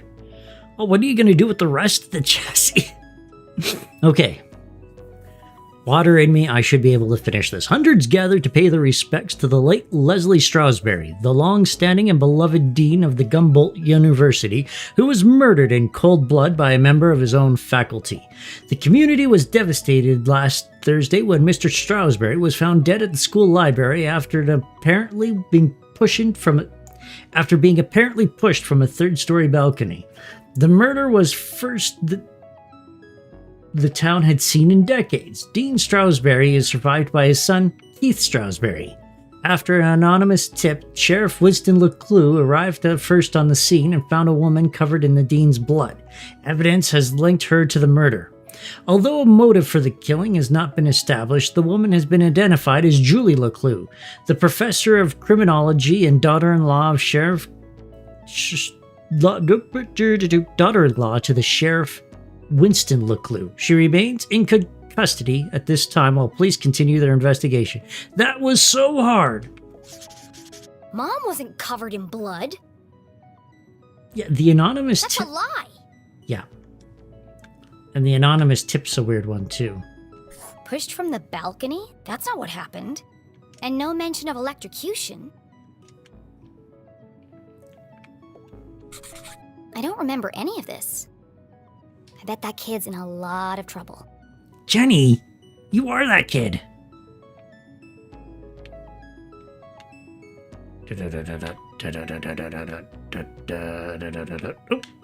Oh no! Why can't I get? There we go. Take that. Monday morning. Memorial. Tarnished. Oh, there we go. Jenny thought of her poor mother, locked away in a jail cell for a crime she didn't commit. Oh, scrap it. There will only be a frame and body. I'm taking the axles and everything else. Nothing will be wasted. Doing a lot of research for the last 4 days. Have to put back the relays for both fuel tanks, blah, blah, blah, blah. I'm looking at 60 hours of work. Well, it's nice that you're going to get an engine back. Don't worry, Mom. I'll prove you didn't do it as soon as I get out of here. Either this is shoddy reporting, or someone is trying to cover up what really happened. My mom's still in jail, so the police must not think this was an accident. And if it wasn't an accident, then... The real killer is still out there. Okay.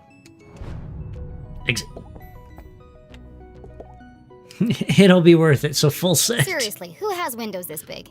Below, Lake Nowhere stretched out as far as the eye could see.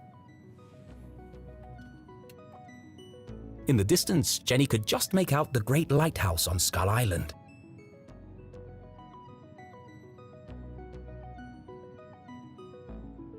Sorry, I got a tiny hangnail here that's just driving me mad. Well, I'm glad you found something, and that is a smoking deal, too, for it all.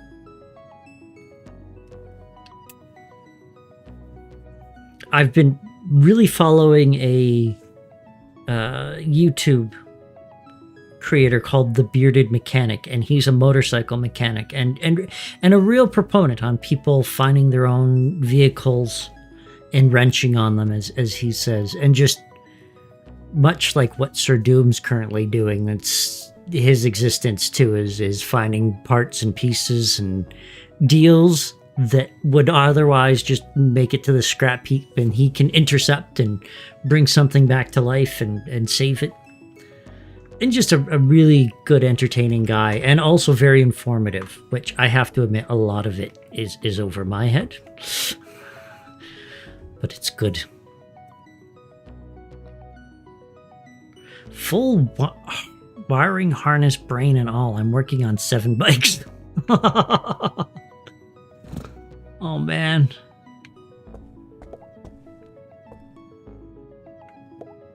It's foggy out there tonight.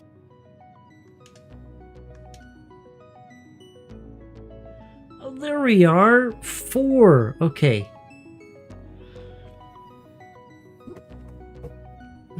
Someone doesn't have their pen and paper. I am deeply sorry. I'm normally on top of this all. And if I'm sound like I'm miles away from the microphone, I actually am. Okay, we're back. All right, Sir Doom. Have fun lurking.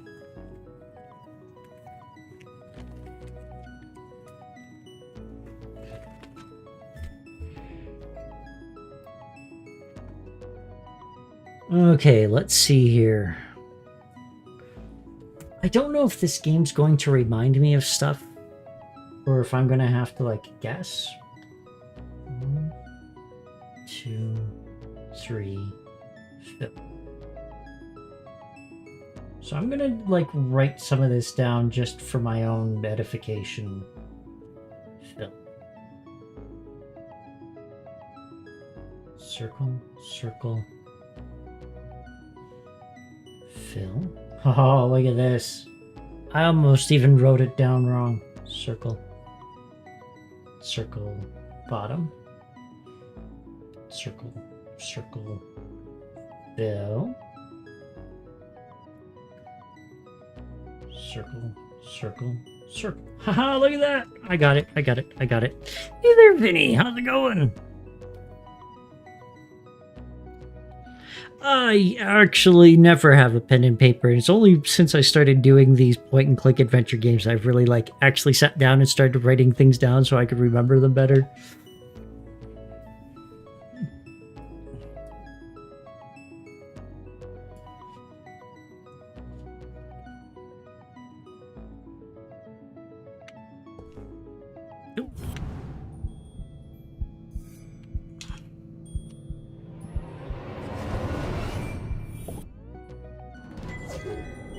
Ah, new sticker I could hardly care less about.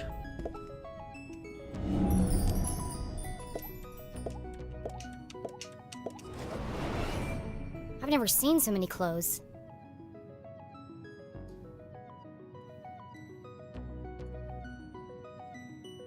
Maybe mine are in here somewhere. Man, Sungano says I have like 50 Notepad++ files for games. So wait, is that like an actual pen and paper, or are we talking like Notepad in a computer system? How are you doing there, Vinny? Well, my clothes definitely aren't here. They'd be easy to spot amongst all the sequins and ribbons.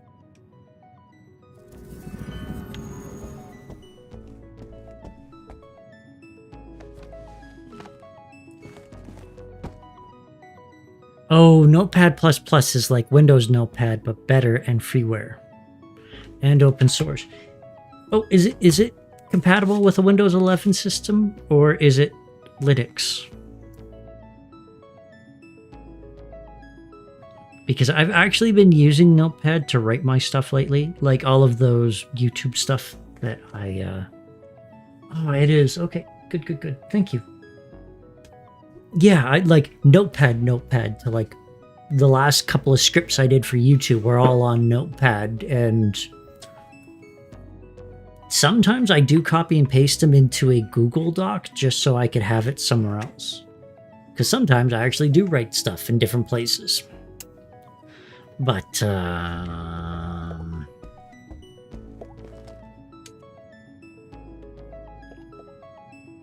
okay, so, but 1, 2, 3. 1, 2, 3. 1, 2, 3. 1, 2, 3. There we go.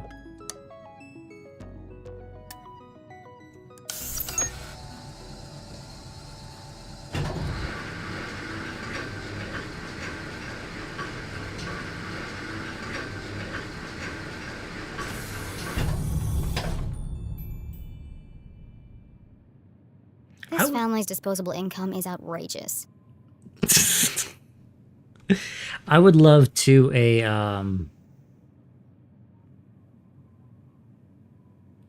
yeah, Sungative saying I don't really use Google Docs because they crunch data on it for various purposes. I feel like they should pay me if they want to make money off of my stuff. And that's exactly what they do.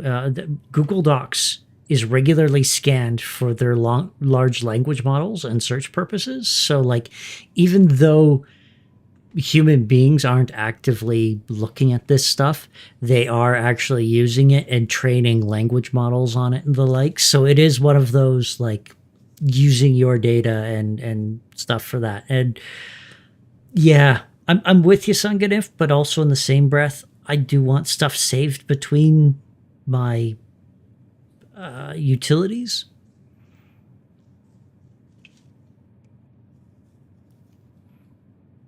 And I also have gotten to the point of where I don't want to use my privacy as an excuse to not do things and to not let things get achieved, because sometimes I'll do that. Oh no, this isn't, perfectly secure and only for me, so I won't write anything at all.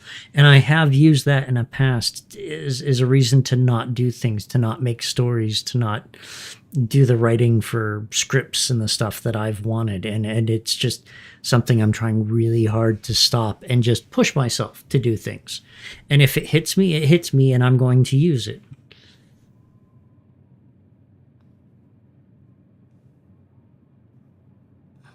Notepad++ is more like Notepad as a Swiss Army knife.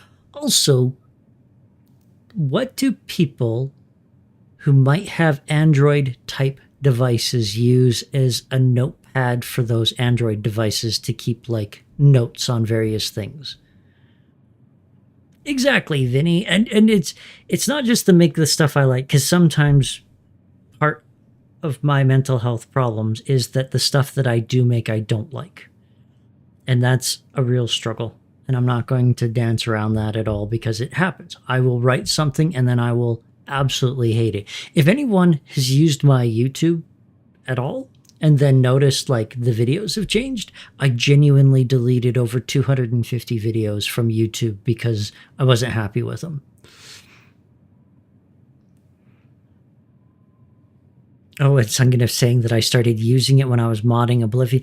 Wait, why were you using it for modding Oblivion? Is it just like because it's so good for programming? But yeah, I will do stuff and then I will immediately hate what I did, even if it's good or I thought it was good at one point, because of depression and depression and depression.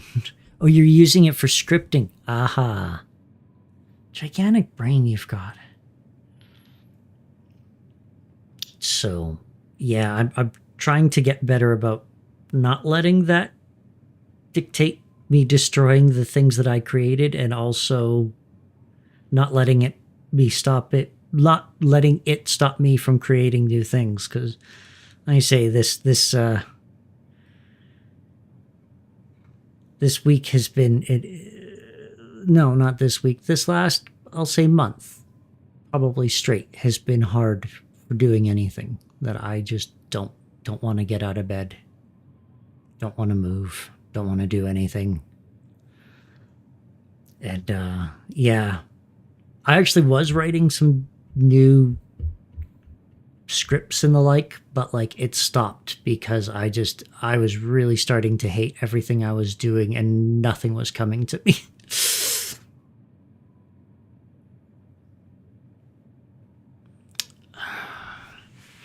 Yeah, I don't know enough about stuff like XML to fully understand, but I could see why it would be so handy. I'm gonna have to look at that. I always knew they were hiding something.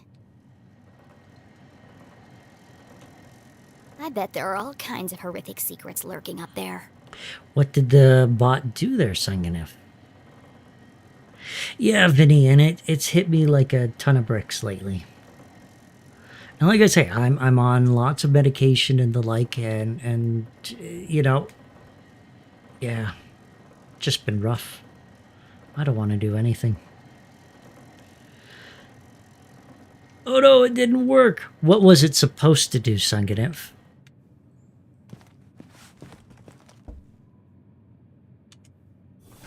Oh, hold.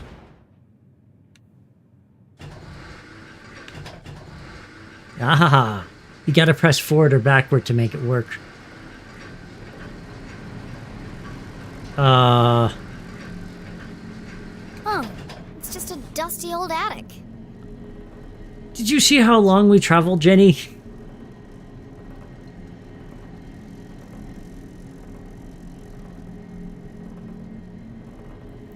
Oh, it didn't do anything, but it was supposed to let me capture discrete audio feeds from my PC and broadcast them via Discord voice chat. Oh my, that sounds kind of salacious.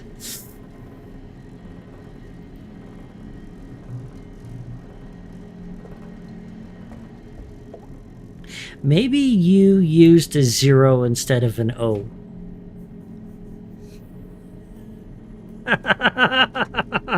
Sorry, that was so stupid.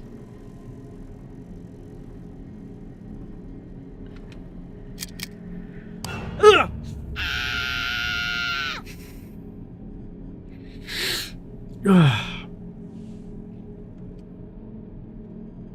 Oh, hello, spooky bear. Feels like he's watching me.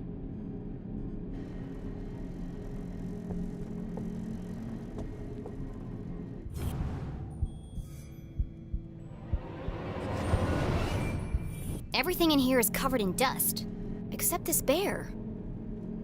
And there's light coming from behind him. What are you hiding, spooky bear? Okay. Dozens of old boxes covered in dust and cobwebs. So I'm gonna say, ultimately I figured a much simpler solution to the problem I was trying to solve. So I didn't need the bot, and haven't hooked it up since. Yeah, welcome back, True Ashley. Kinda welcome back then. Be that way. Filled with toys, school projects, and old trophies. Attics, where dreams go to die.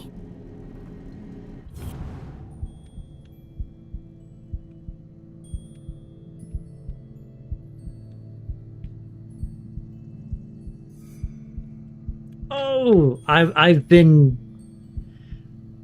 thinking about the same there, True Ashley.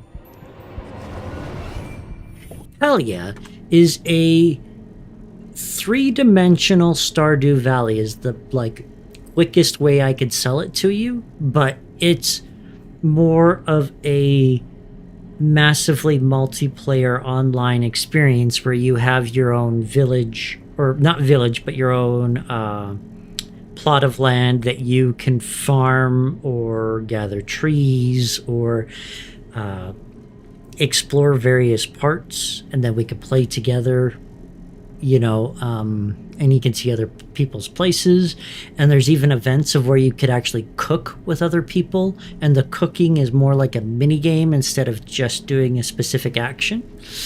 It's, yeah, and decorate, and there's actually some like adventure parts to it. When I played it, it was still very beta strong. And so like the adventure parts were pretty like there, but not that deep. And also you can, yeah, hunt is the other one, fish, and you can also talk to the various villagers and make them better friends by bribing them with objects, and hopefully one day they will touch your genitals in a romantic way. So it's a fascinating game, but it's, oh, Trashley's got 2 partners. My. The polyamory is strong with this one. Congratulations. Yeah, but on top of it all, the one thing that I'm not explaining is it's got this absolutely beautiful, whimsical art style that works really well with it. I think it's an Unreal 5 engine, maybe, but it looks good. The characters are really well done. They don't feel that stock. You know, they kind of have a greater artistic flair to them than just being your average characters. And there's lots of different characters and people throughout the city that you could talk and have times with. Pets. It's a really good game. But like I say, when I played it, it was there, but it was just kind of in its infancy. And so outside of feeling like there was lots of grinding to it, it didn't feel like there was much in the game. And like the people too, I think that was something else that kind of got me. Was I really wanted the lady out in the apothecary lady in the middle of nowhere, and I really wanted her to touch my genitals, but she was really hard to get presents to, and then you could only give them 1 present per day, so it was a real like make you come back and every single day to give her presents on the 24-hour cycle. And I'm not a fan of that when games do that to me, because then it starts to feel like as though I'm participating in a job. Yeah, the story's really good, and it also has quite like a fun kind of climbing mechanic that's akin to Zelda Breath of the Wild. And whatchamacallit, a gliding mechanic too. Yeah. Oh, is it full flying or is it just gliding? Because when I played, it was like you got on something tall, then you jumped off of it, and then you floated down and made good distance. Okay. Oh, I can climb.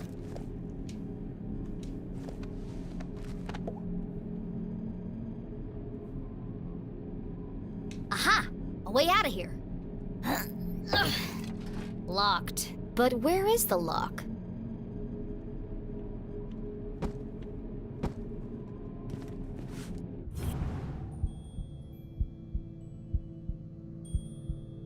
I don't know why I did this. There's typically there's a function for that spyglass to come up. It'll pop down in the bottom of the screen to let you know this is a spyglass area.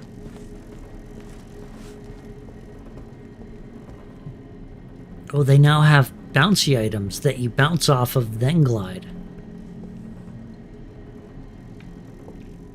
Yeah, like I say, if anyone is curious, absolutely grab the game and pick it up. It is one of those cases of like, did you like Stardew Valley or Harvest Moon,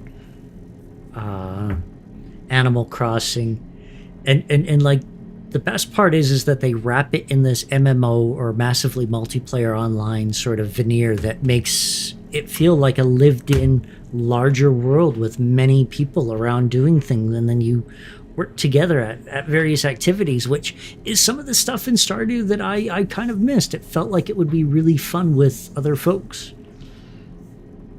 I did have one friend who commented about, like, it would be nice if people could interior design other people's places, because I'm one of those who lives in a disorderly hellhole of not but odd angles and the kind of geometry that is an affront to human beings everywhere. And someone helping me with that would be just amazing. Nope. Oh, yeah. No, they're making me do it fast. And she died. Smothered by a giant teddy bear. Oh. If she places objects, you can move them. You just can't delete her house. I'm not sure if that's new or if they always had that, because that is something else. I played with a few folks, but not too often.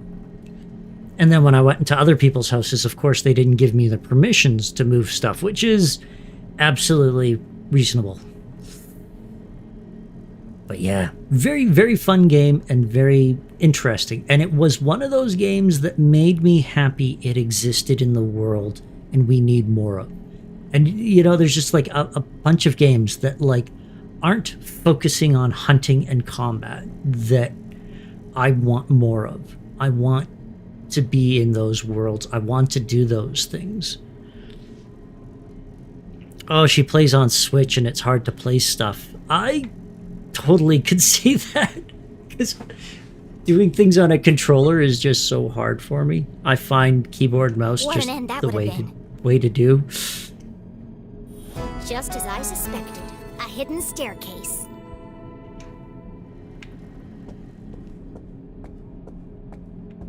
Haha. We mounted the conquered bear.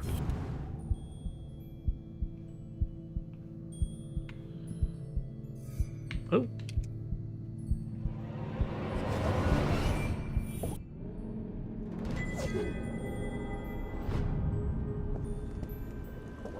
Oh. Well, it's nice to know I walked out of a horror movie and into Dexter's Laboratory.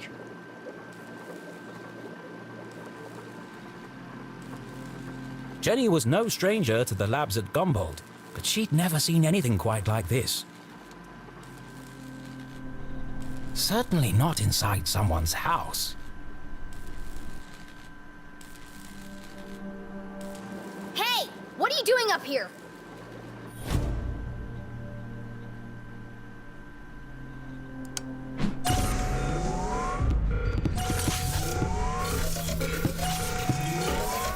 Not again!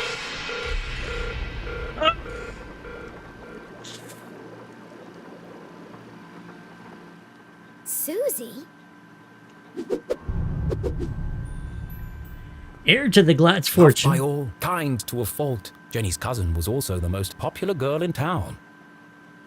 Obnoxiously popular and smells like candy. Oh, hi, Jenny. You... You should be in bed resting. What are you doing up here? I should ask you the same question.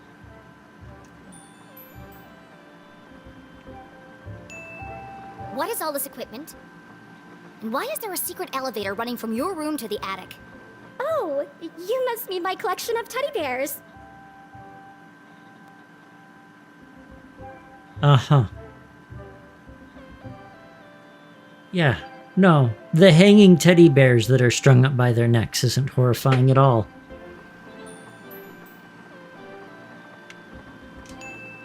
I see. My apologies, then. But tell me one thing, Susan. Why is that teddy bear wearing a welding helmet? Well, there's a simple explanation for that. Lord Dingleberry doesn't want his retinas burned when he starts his welding. Can't you respect his attendance to OSHA standards? There are just too many to fit in my bedroom. Uh-huh.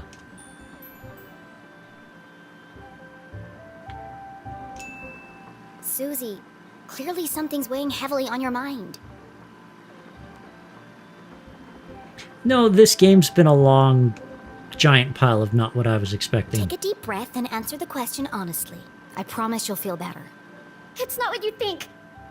This is where teddy bears. That wasn't even a sentence.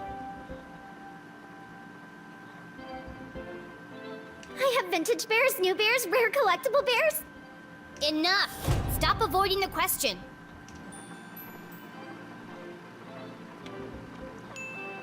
You don't need to hide anything. You can be honest with me. I can't. You wouldn't understand. Try me. Susie's secret was the kind you took to the grave. A shameful, dark secret. She enjoyed chemistry. A secret so shocking she feared she would lose everything. And engineering. Her friends would abandon her. Her family would disown her. She'd never find true love. Because she understood Ohm's law. Oh god! I'm going to die alone! Ugh. You can't tell anyone. You have to promise me. Fine, just stop whimpering like a lost puppy. You're embarrassing yourself. Here goes nothing. This is my secret laboratory.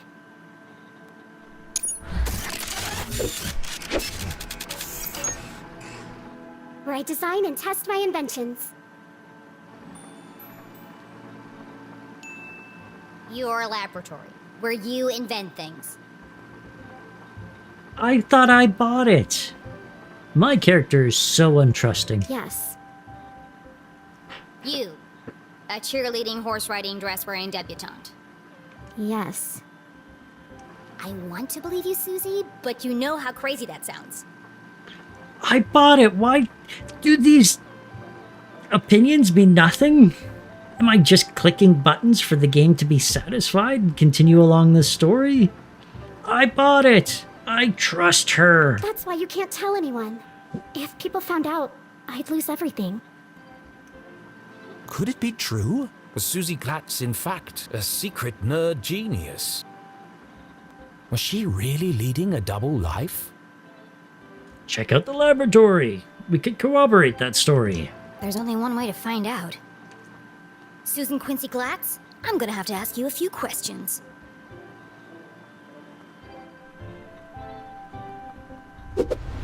Oh.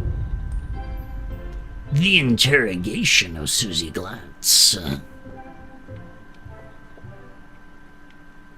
I don't like having to...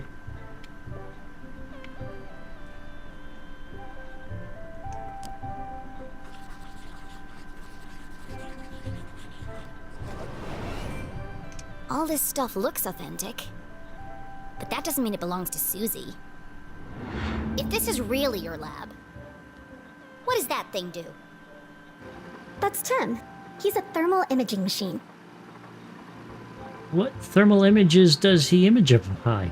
He uses reflected thermographic projections to infer depth-related topography in subsurface bodies. What subsurface bodies have you been topographing? Come again? He lets you see inside stuff. Well, what about that thing? That's Judy Kate, a gamma-ray induction polygraph. Polygraph? And that? Hydraulically propelled telemetric manipulator. It's a switch. And this? Coffee. That's a tea set. What? I like to drink tea. How did you get all this stuff up here anyway? And without being seen? You'd be surprised how much you can hide on a giant stuffed teddy bear. The dead bodies I hide. Okay. Oh, that's one.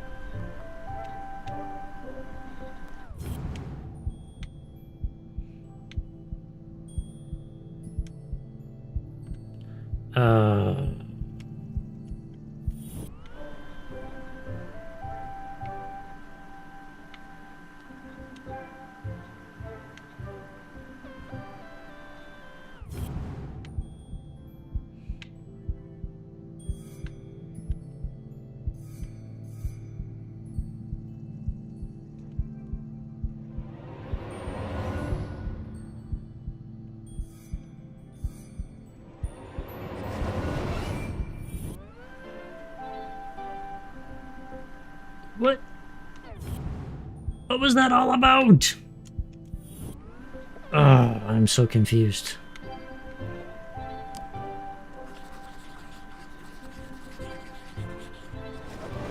A gumbolt pin. The Dean was wearing one the day he died. Could Susie have played a part in the Dean's death?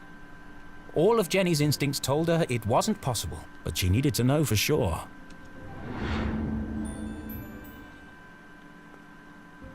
Nope, tactful. You smell nice. What perfume is that? Oh, thanks. It's called Innocent.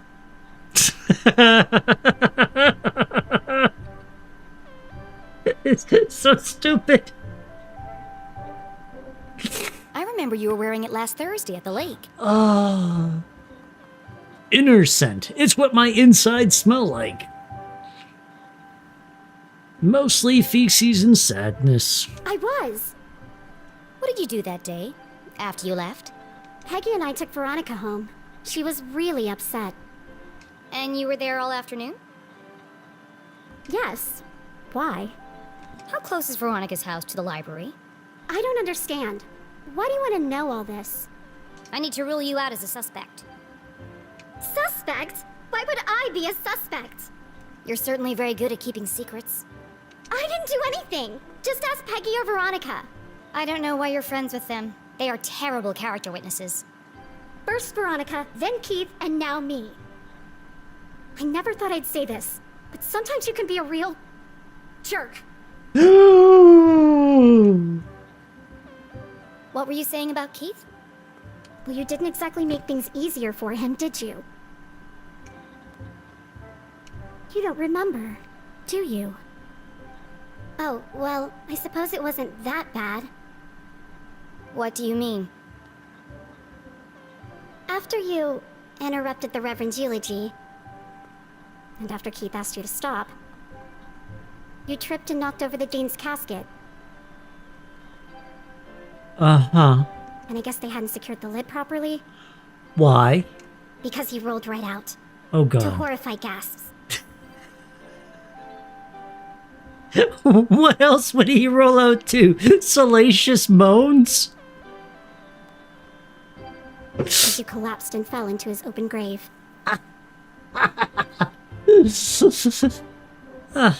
Yes, that expedites the situation. And that's why everyone's so worried about you. It all came flooding back. She had tried to defend her mum and repair her relationship with Keith.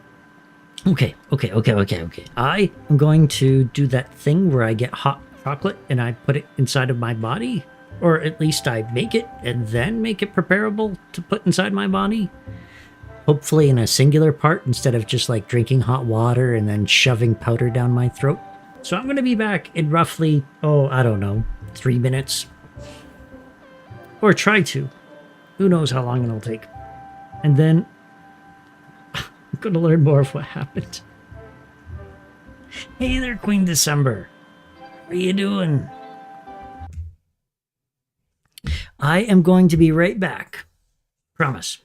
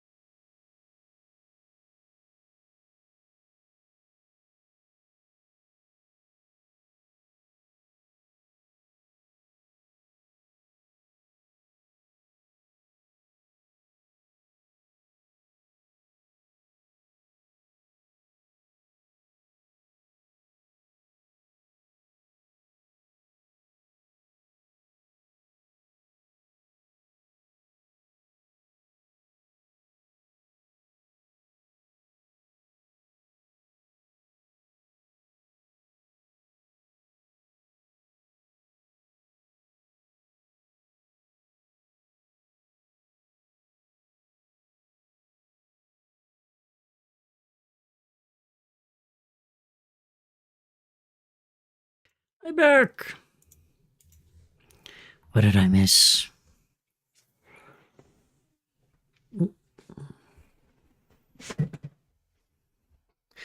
Oh, Paleo drops. I gotcha. Thank you, Adrinex. How are you doing there, Queen December? What's new and exciting? Tell me all of the things. Instead, she had ruined everything. Jenny had lost her best friend. Oh, you said popping. Thank you for doing that.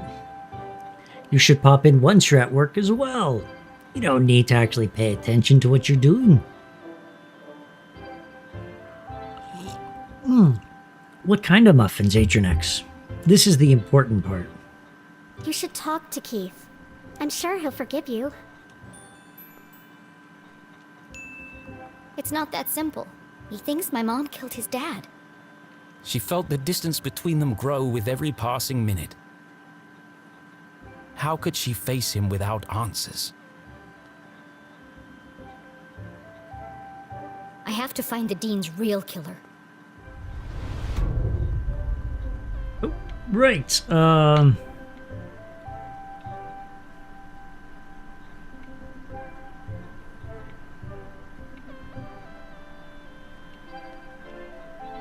Oh, I don't like this at all. Oh, hey. Well, I can't click on those things in the background. Okay, that actually sounds pretty amazing, Adrinex. Seeing textbooks strewn about the floor reminded Jenny of something. You jerks. I wanted some blueberry muffins. My journal! I need to get my stuff back. Where are my clothes?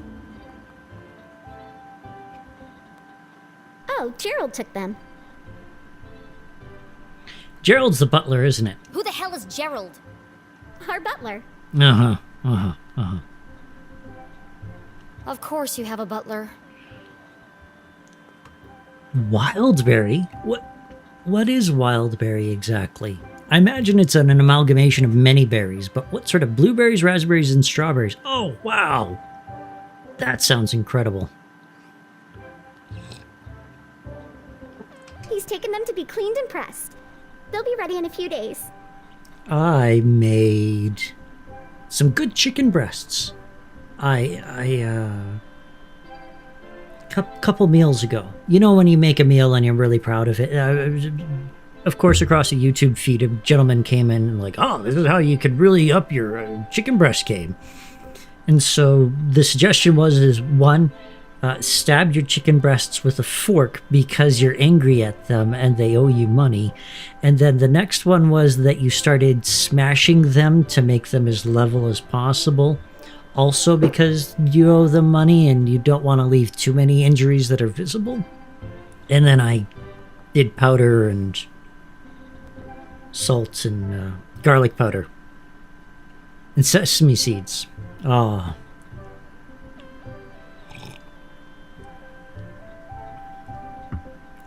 I was going to make a peach cobbler too, but my father-in-law decided to do that so I didn't have to keep baking. Did you want to make the peach cobbler? Did he steal your ability to make cobblers away from you? Or is it just really nice that he stepped in and did a peach cobbler himself? Well, I need them. Now. I've got a dress that would be perfect for you. It's got purple bows and the sequins will really bring out the color of your eyes. That was great to hear, Ashley. Be polite. Be polite. She's trying to help. Thank you. I'd rather be burned to death. That's not polite. Yeah,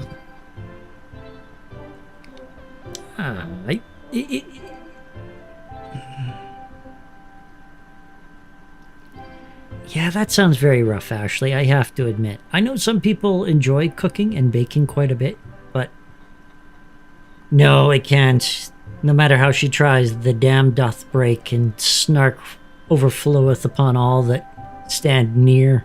No one's gonna take me seriously in a purple ball gown. And where's my other stuff? Don't tell me Gerald's got my journal. It's irreplaceable. Like I'd let that nosy old fool see your diary. It's not a diary. It's my case notes. Right, of course. A girl's gotta have a place to keep her secrets.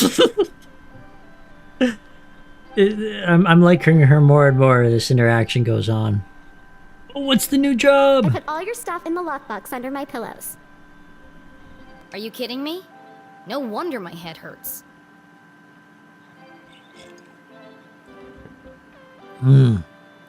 That's always something that gets me about TV shows and movies of when you see people sleeping, they're always on this like cornucopia of pillows so that the person's laying upright and they're easier to film instead of, being flat.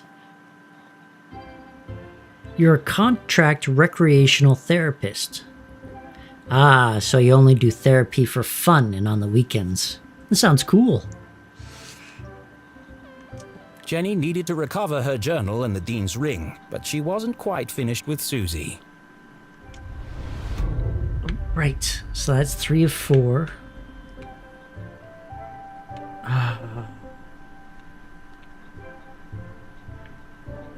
Okay, here.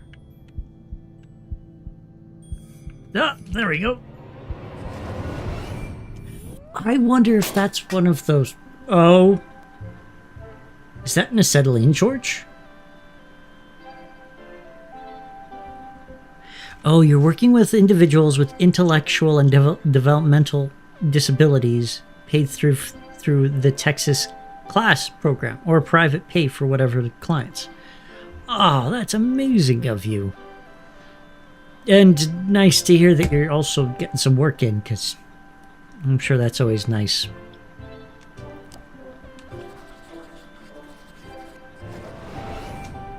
Pink bows, fluffy bears, stylish clothes. She can't possibly be a scientist. Do you really expect me to believe that you aren't obsessed with boy bands and the color pink? Brain or bimbo? Which one is it? What a binary view of the world. You're a business owner now. Oh, congratulations. I guess we should all be kneeling before you, Ashley. Sorry that we haven't shown our reverence just yet.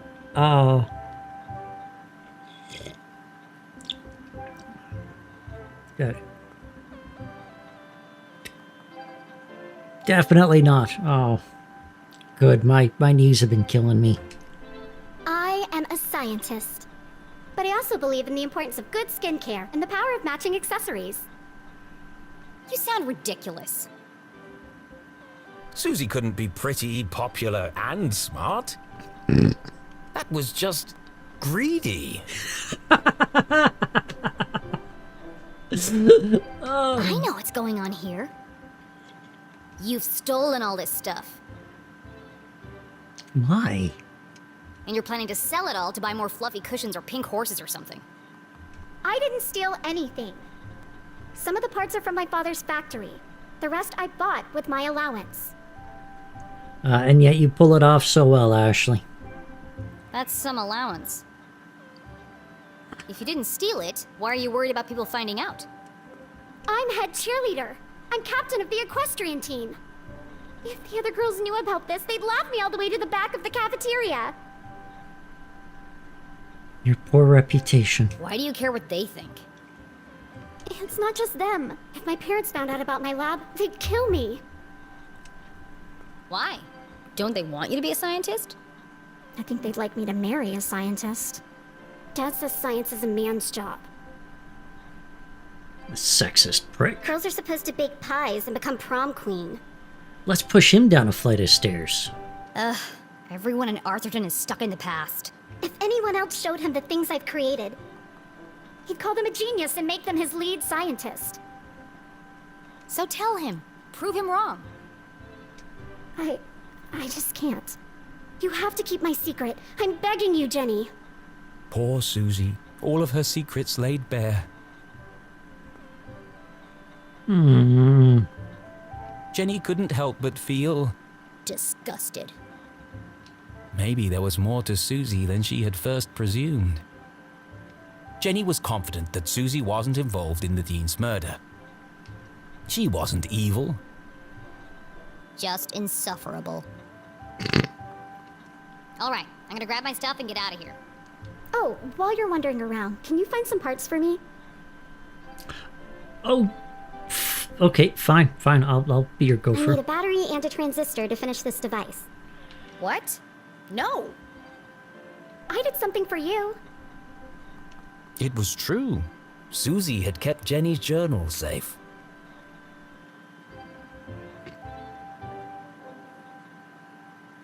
Bombastic side eye for the author. And the Dean's ring. She'd even revealed her darkest secret to Jenny. Fine! Enough already! What's a transistor? Oh, it's an electronic voltage regulator that... Just tell me what it looks like. It's a tiny metal object with an antenna and 3 legs. If you can't find one in my bedroom, there are some old boxes in the attic. Yeah. Transistor and battery. Got it. Go, Jenny! Please don't do that. I've got to get out of here.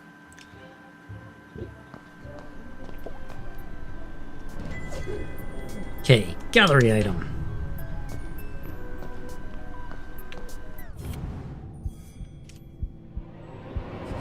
Alright, Queen December, you have a wonderful day at work. Might I suggest you be lazy and, yeah, lazy. Oh, I got me a teapot.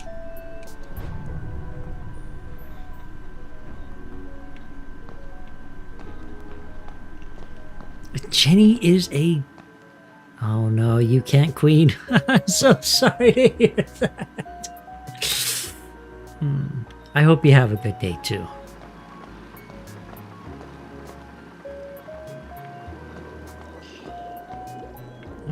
Okay. And Adrianex, she can't know those sort of things. She's a detective, not a scientist.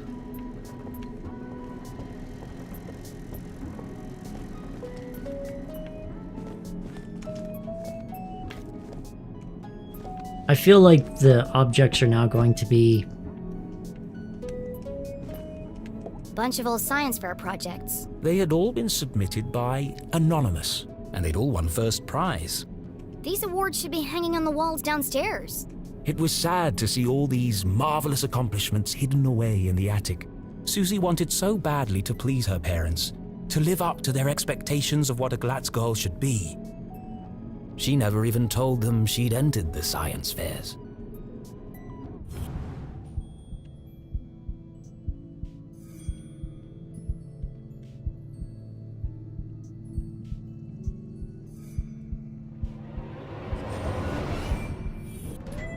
A tiny metal object with an antenna and 3 legs. Haha! Looks like a transistor to me. Now, where can I find a battery? Oh, maybe there's one in her night table. Oh, no, wrong button.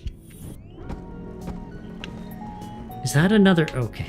First second there, I thought this was another, like, lever. Because, you know, if there's a lever, you gotta pull it. That's just the law of video gaming.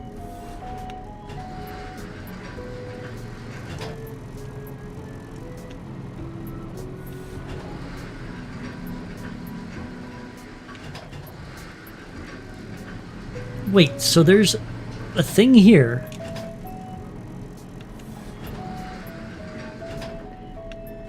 But I can't use my magnifying glass, because as you see the top right hand corner... Oh, there, now I can! Okay, that was...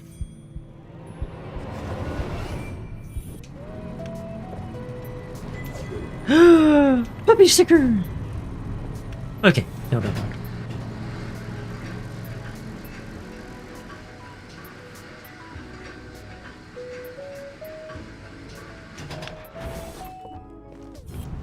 Oh, I keep on trying to run, which is... Oh, no, it's not this button.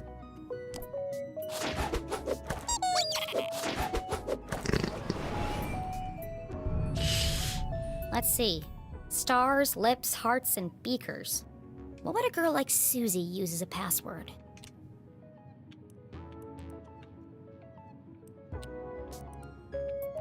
Oh, of course.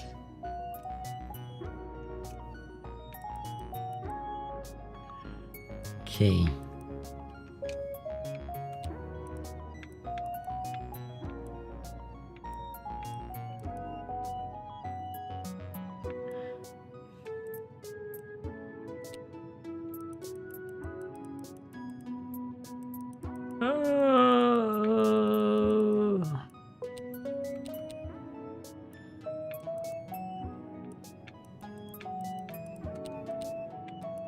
You know what? I'm just guessing in the dust here.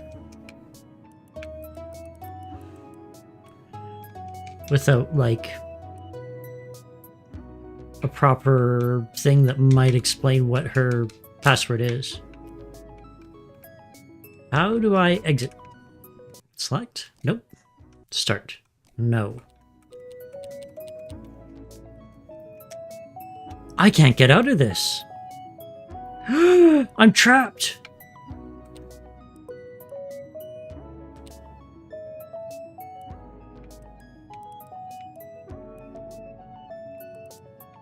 Oh no. Did she tell me what it was and I just wasn't paying attention? Feels that's very possible.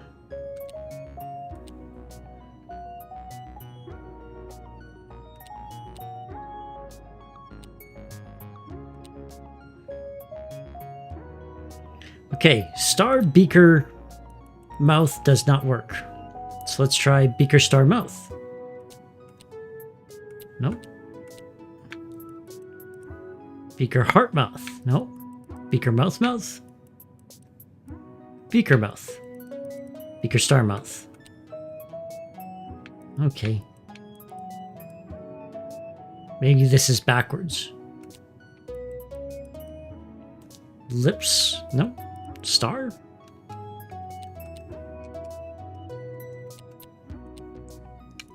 I actually don't know how to get out of this either. Okay. Okay.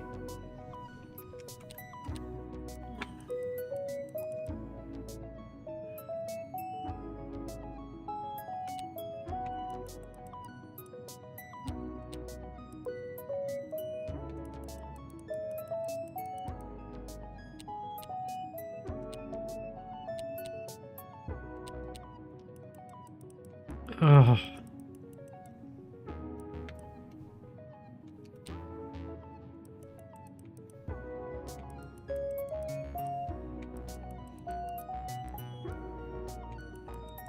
Maybe it's just beaker, beaker, beaker. Oh, Adrian X may have figured it out. Of course it was the beakers. Clever. My stuff! Jenny hid the ring in her pocket and flipped through the pages of her journal. No obvious signs of tampering. At least Susie knows how to mind her own business. Now, where can I find a battery?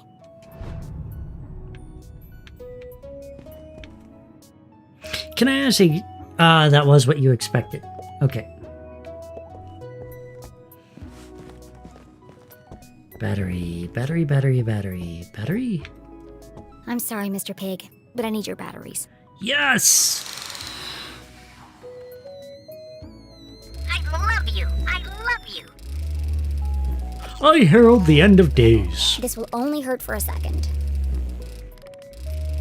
Worry not, for we will all be bathed in blood at end times.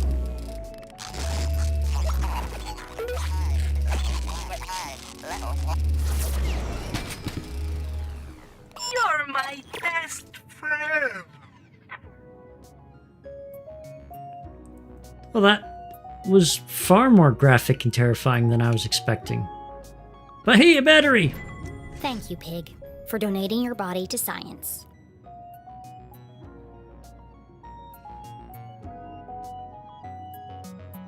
I'll give this stuff to Susie, and then I'll find a way out of this place. The back portion all had matching rectangle patterns. Oh. I wish I could look at it now to see what you were seeing. No.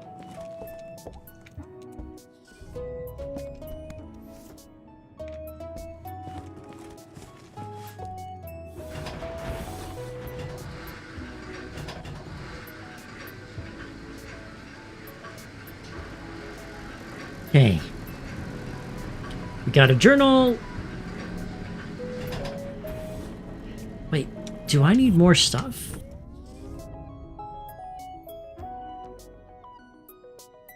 Turbo music, fine battery. Right. Oh, I've now become a CEO, which is even worse. I think I was something pretty nasty last time. Dedicated, strong-willed, and direct. A brilliant leader who inspires others. A jack of all trades and a fountain of knowledge. But you can be flexible and emotionally distant. The choices turn you into different people.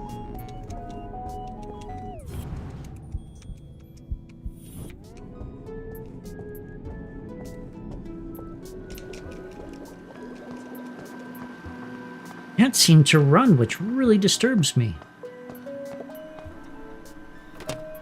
Here you go. Oh, wonderful. Thank you. Now, back to the task at hand. Making my escape. Don't you want to know what these parts are for? Only if it will help me get out of here. Ah! Careful! That's a stick of dynamite! Dynamite? Are you crazy? You could have blown me to bits. I did say be careful. She did. What are you making bombs for? They're not bombs. They're silent explosives. Silent explosives? Think about it. Dynamite that doesn't make a sound. Uh-huh. Impossible, you say? Not at all.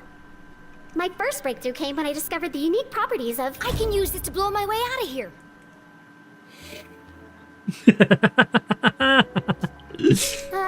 The explosion might be silent, but I think my mom would notice if part of the house was missing. Yeah, okay. Well, thanks for the show and tell, but it's time for me to go. And how exactly are you going to leave without being seen? I'm glad you asked, Susan. I'll be making my exit through the window in the attic. Once I found a way to unlock it. Oh, you're out of luck there. My parents are super security conscious. All the windows are locked electromagnetically. Where are the controls? Downstairs, in Dad's study. And I can't get there without being seen. You might be able to. I'm willing to try and sneak. Is there some kind of override? It's impossible to open them from up here, unless there was a total power failure. Well then, I know exactly what to do. Okay, well, I'll be here if you need help. The case of escaping Glatz Manor. I want the magnet. Can I pick up the magnet? Because if it's electromagnetically shut, maybe I could use the magnet. Nope. What does this machine do? That's Judy, Kate. She's a portable lie detector. Portable? It's 18 feet tall and bolted to the floor. Yeah, well, I'm still working on that part.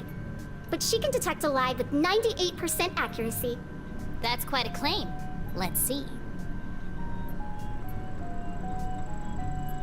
Good evening, small human child. I am Judy Kate. Arbiter of truth, detector of lies. I'm kind of grokking on the arbiter of truth here. Since this is the first time we have met, I will need to calibrate. To begin, please answer this simple question. What is the meaning of life? 42. What? How am I supposed to answer that? Ha! Ha! Ha! Just kidding. Oh, sorry. I've been experimenting with her personality chip. She's using humor to build a better rapport with subjects. Still needs some work. To begin, please tell me your name. My name is Jenny Leclue. Welcome, Jenny Leclue. I am ready to detect. Please speak a truth or a lie.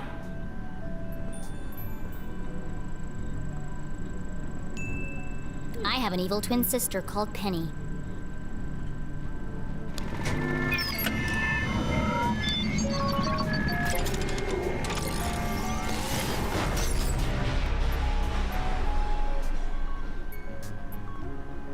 I broke it. It's okay. Her fuse just tripped. She gets very sensitive if you lie to her, especially if it's a big lie. But don't worry, she'll reset in a minute. Interesting.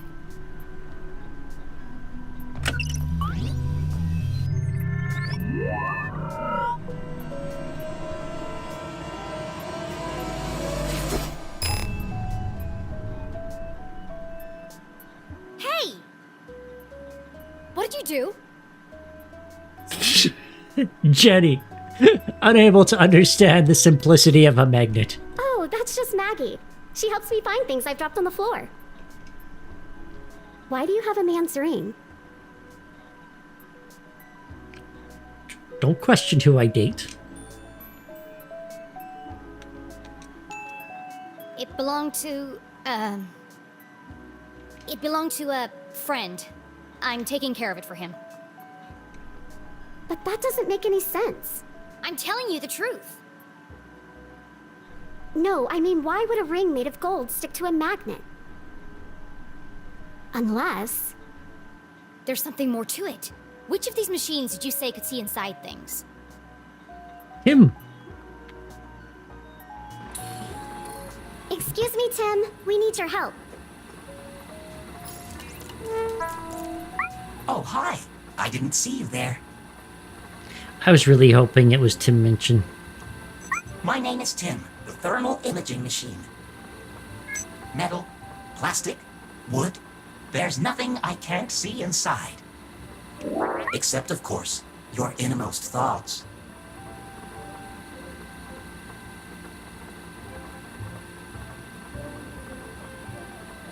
Okay. Look, I don't need a best friend. I just need him to examine the ring. Ouch. That hurt my feelings. Go easy on him. He's quite sensitive. Ugh. Hi, Tim. Nice to meet you. Oh, how wonderful it is to meet you, my new friend. How can I be of service? I need you to look inside something for me. I'd be delighted to. Please place the object on my soft, velvety platform. I think Tim's coming on to me. Come to me, tiny object of vast mystery and import. And it's working. Reveal to me your deepest secrets. Swim in my warm bath of gamma rays.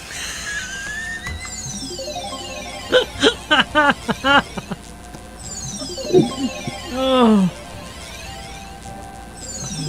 I'm peering deeply inside you. Ooh, what's that? Deeper still. I've never seen one of those before.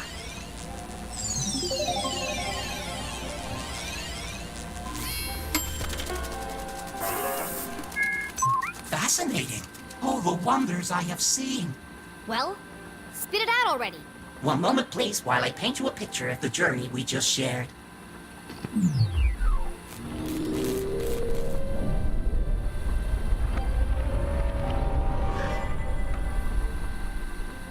I knew there was something special about this ring. It's full of tiny cogs and gears. I've never seen such intricate craftsmanship. I need to borrow your microscope. Oh. Tiny buttons hidden in plain sight. Clever. I wonder what they do.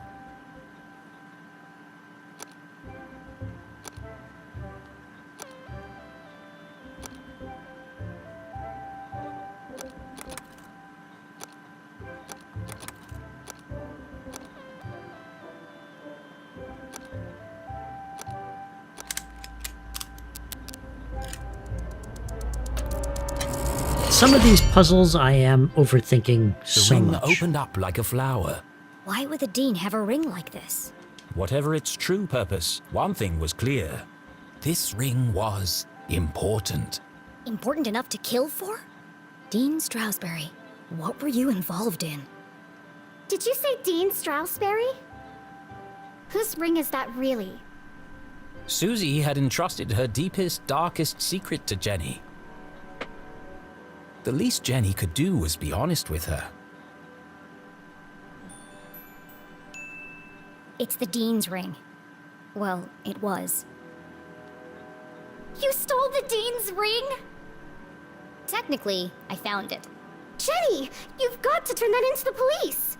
It could be important evidence. Considering the police think my mom is the Dean's murderer, I certainly won't be handing it over to them. But what if they ask me about it? Then you lie for me. You lie, Susie. We're in this together. Do you want them to find out you're a I scientist? can't lie to them. I'm a terrible liar. Oh! Oh! Reassure, reassure, reassure. It's not lying. It's just leaving out the parts that don't concern them. I can't go to jail. My parents will disown me, and my reputation will be ruined. No one's going to jail, as long as we protect each other. I'll keep your secret. You keep mine. Like, Why didn't I just select friends. blackmail in the first place? Oh. Sure. Now go back to whatever mad science experiment you were doing. I've got a window to open. Yeah, I'm with you 100%, Adrian. She, like, no matter what I do, no matter how I play it, she is still a dick. And you could be, like, basically a mega dick, as I've selected before, and she started making fun of a girl's dad having an extramarital affair, and it was kind of funny.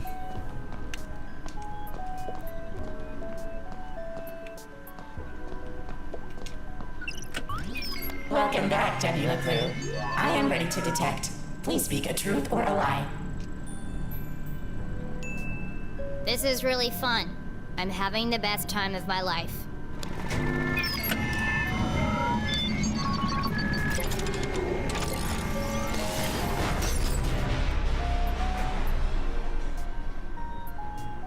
It overloaded again.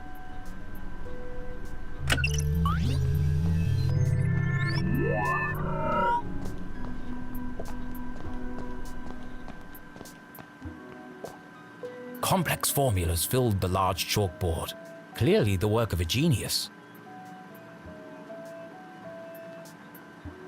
Yeah, so I'm guessing that magnet has nothing to do with me getting out of here. It was just a plot point. Okay, she's secretly smart. We get it. What is all this anyway? Oh, that? I'm working on a proof to help me pick the perfect prom dress. Good for you. You've got to be kidding me. I know. I'm not sure it can be done either, but I've got to try. It's the biggest decision a girl has to make. I respect you, Susie. Gross. It's not my jam, but I respect it.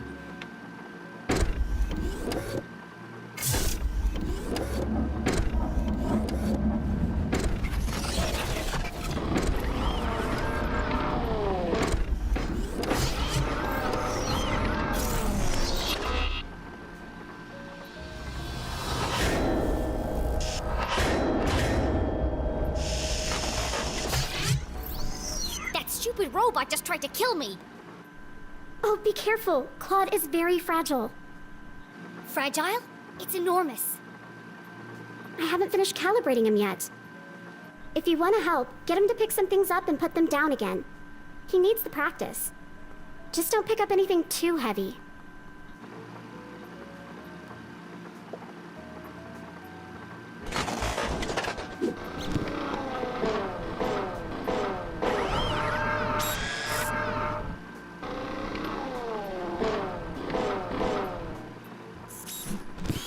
Oh, it won't let me.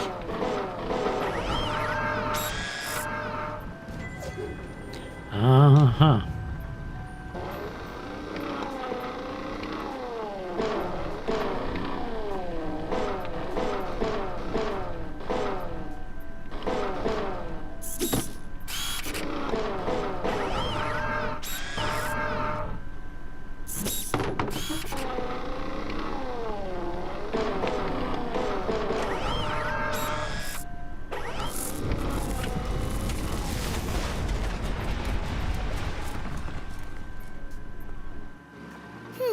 Must have been too heavy.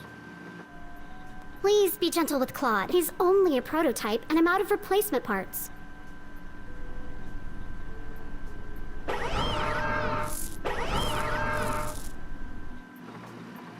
I've got it!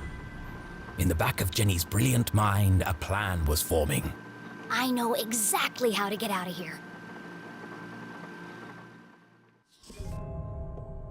How can I escape from Glatt's Manor?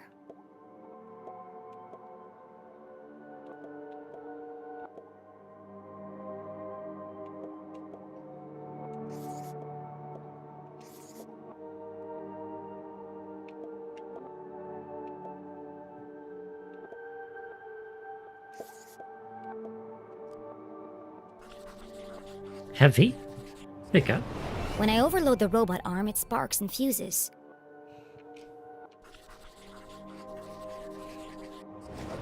And when I light Adjudicate, she nearly overloads the power supply. So if I could overload them at the same time, then I might be able to short the power and open the window in the attic. But Jenny couldn't operate both machines by herself.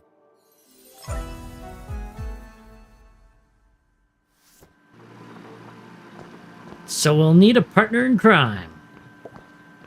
Zeus, Susie, Yes? I need your... help.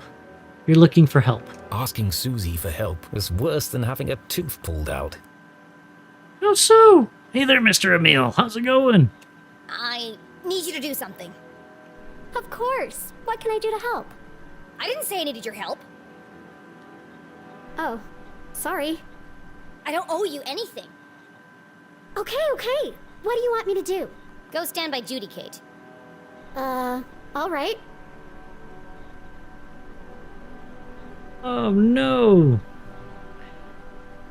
I'm sad that you can't stay long, but even worse that you got a lot of work. Have you considered starting a small fire? But why? No time for questions. Just wait for my instructions.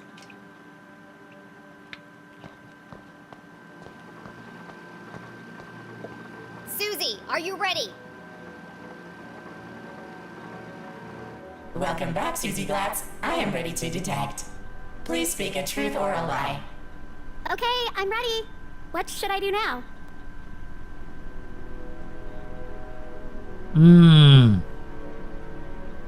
Depends. Do you really hate your home office? Because then the fire could actually help. Just hold on until I give the signal.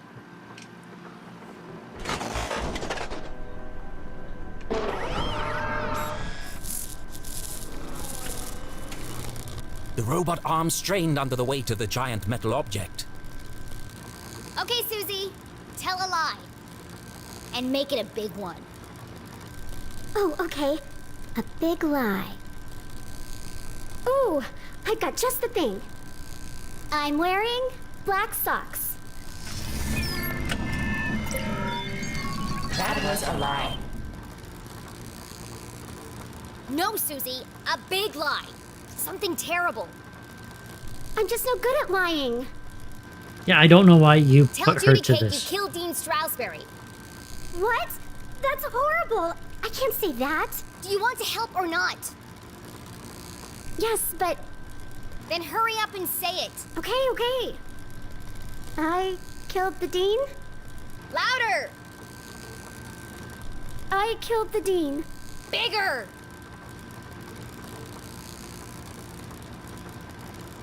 Oh no! Now you gotta keep the house in good nick. Jeez, this totally ruins my fire idea. I'm now deeply disappointed. The worst! I killed Dean Strasberry. Say it like you mean it! I murdered Dean Strasberry. I bashed his brains in. Now I danced on his grave. Oh wow.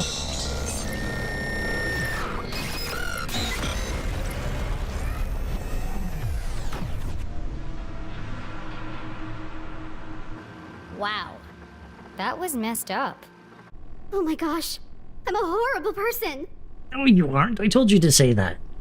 As Susie Glatz contemplated every bad thing she'd ever done in her life, Jenny heard the unmistakable sound of success.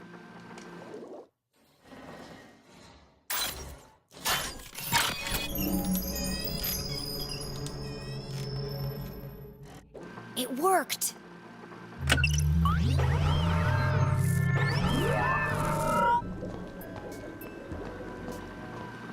Wait, no, maybe I'll go and reassure Susie before I leave. Oh no, I can't talk to her! This is a very, like, systematic game that once you do one thing, you can't go and do something else that you would have liked to have done.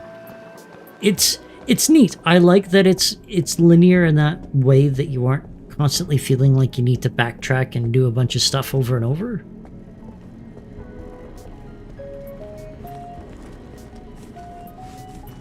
Oh god, she might be. Jenny! You can't leave now. It's past curfew. Watch me. Well, you can't go out wearing pajamas. I'm not playing dress up with you while my mom is trapped in jail for a crime she didn't commit. The real killer is still out there. And what if you find him? What then? Jenny paused. She hadn't thought that far ahead. Aren't you scared? Of course Jenny was scared, but she would never admit that to Susie. Of course. My mom always says, a great detective shows courage in the face of danger. Now is the time to be courageous. Well, let me help you. We can work out a plan together. Sorry, Susie, but I work alone. No, we literally just worked with her. At least take this with you then. So we can stay in touch.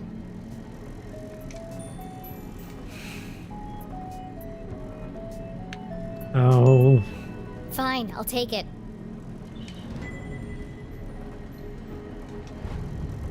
But don't call me. I'll call you. Okay, good luck. And be careful. Boy, Jenny's gonna be a real success in relationships as she gets older. There's still a killer out there. I'll be fine. Jenny, you won't tell anyone about my lab, right? Only if you cover for me. Stop being such a dick! Of course. I'm always here for you. We're going to be best friends, Jenny LeClue. I just know it. Sure. Right after I sign up for cheerleading. She's gonna take that seriously, you know. To catch a real killer, Jenny needed her detective gear. But that was at home, across town and swarming with police. It wasn't wise to travel through town after curfew.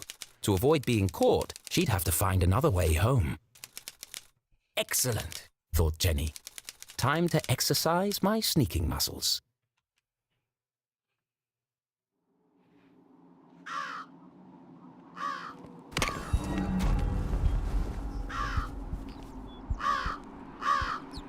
Ah, cool. A red-eyed crow.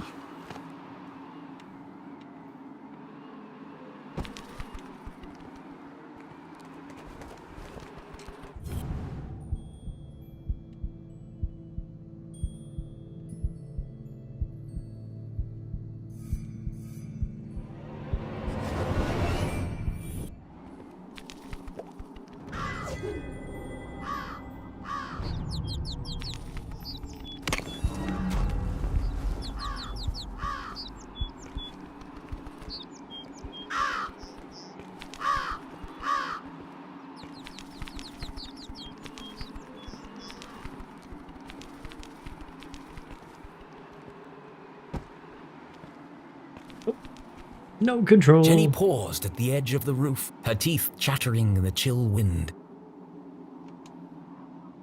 Below her, Lake Nowhere glowed eerily in the darkness. From this vantage point, she could see all the way to the lighthouse at the center of the lake. Only the wealthiest families in Arthurton could afford such spectacular views. If I cross the lake, it's just a short stroll through the Forgotten Forest to my house. But navigating the lake at night was not an easy task. Many accomplished sailors had met their doom on the ragged rocks of Bear Claw Bend. Well, I've already worked out a way across. Time to get off this roof before someone spots me.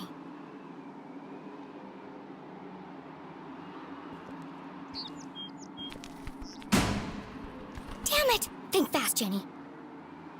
Lie down, nobody's looking out. And just like that, Jenny was gone. Her first great adventure cut short before it had begun. I'm right here. Just hanging around.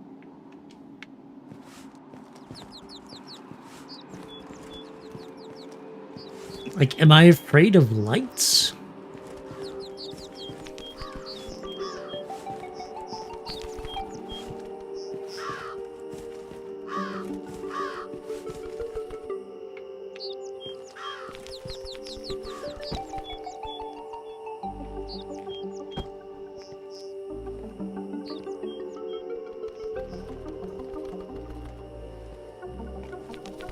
Oh god, I expect the extremes.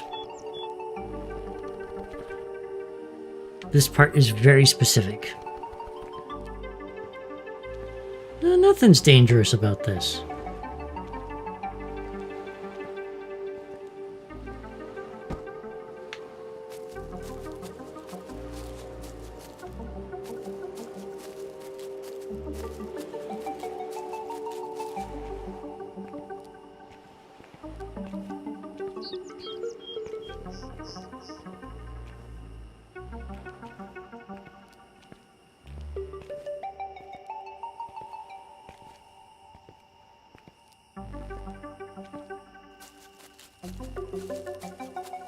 It's the good old, I know where they want me to go, but I don't want to go there because I feel like that's wrong.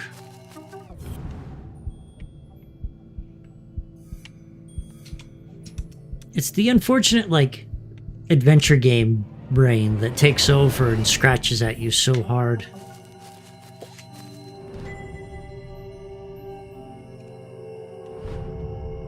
Do I need all the scraps so I could get the star map so I know a good way to go through the lake?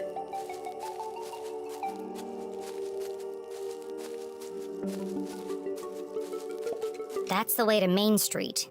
I can't risk being caught by the sheriff or his goons. The safest way home is across the lake.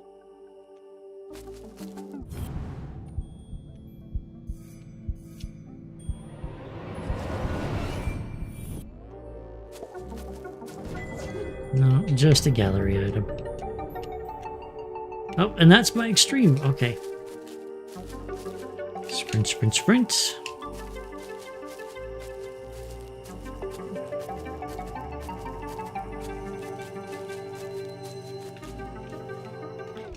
Oh, no. Exit. Can I press buttons? No.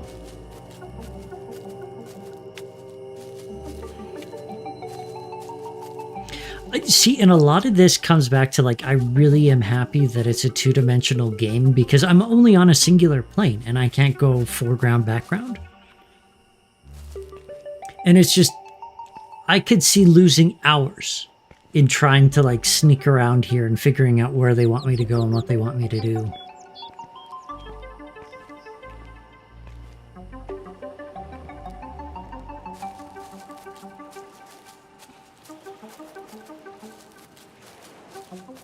Again, extremes. I want to see where I can go and what I can do.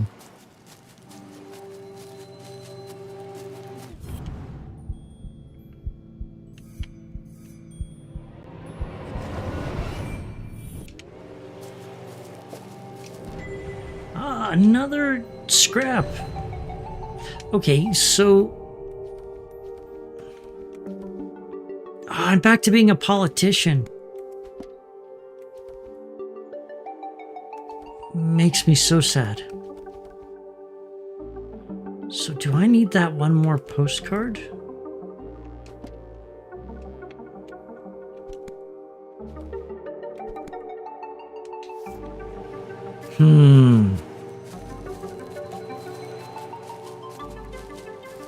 The question always comes back, did I overwalk that postcard at some other point?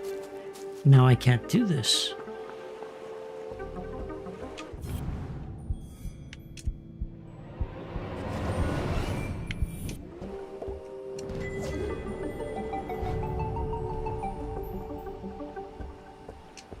Or does it have nothing to do with the rest of this game? Yeah, that's what I was thinking too. They've been so good about everything in this, they wouldn't... What's that sound? Soft lock.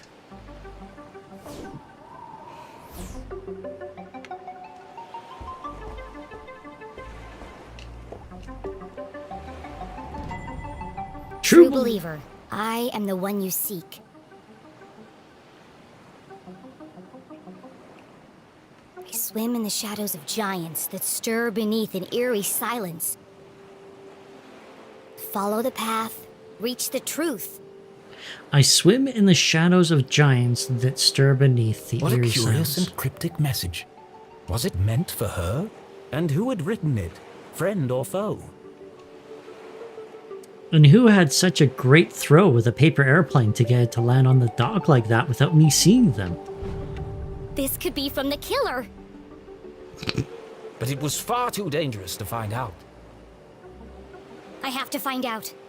And so she decided to ignore the message and carry on to her house. There's no way I'm ignoring the case of the mysterious message.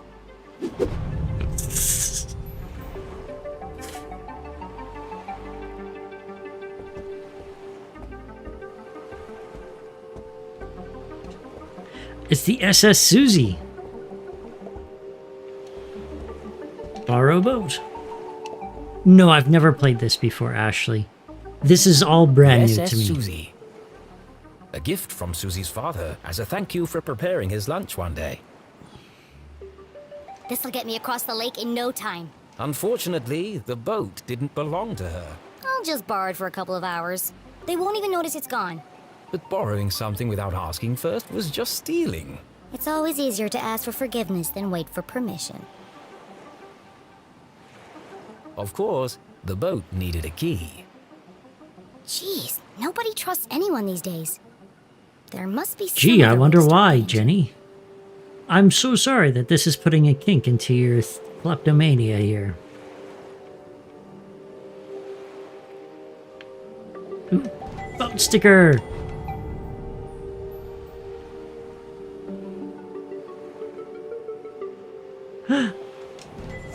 Gallery art! Okay. I bet I can hotwire the boat if I get this panel off. Warning! Risk of electric shock, third-degree burn, smoldering flesh, or death. Warranty void if removed. Risk of electric shock. It was far too dangerous. I love danger.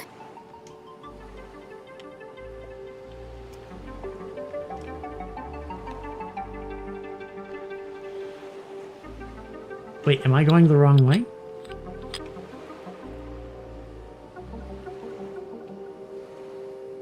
I don't think so. Counterclockwise should be opening up. Oh man, this is so slow.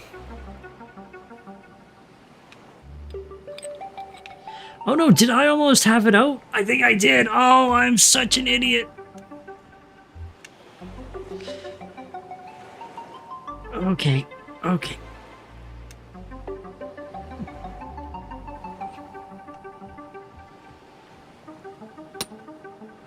Oh, that's a lot of unscrewing.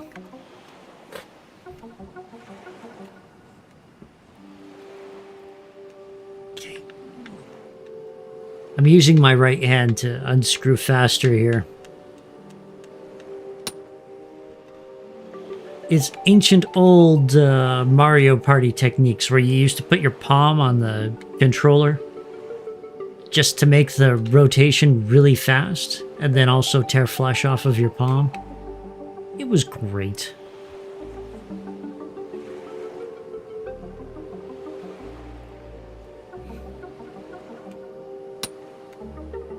Ah, man. Oh, now this one's exceptionally slow? Damn, this one's stuck. Foiled at the last moment by a rusty screw. Oh well, time to turn back. There's only one screw left. I can just pry the panel back. You could also just, like, turn it sideways? And so she very carefully pulled on the panel.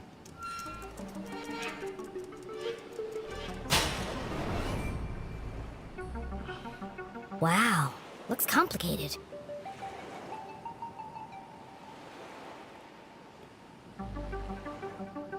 Far too complicated for a child to even attempt.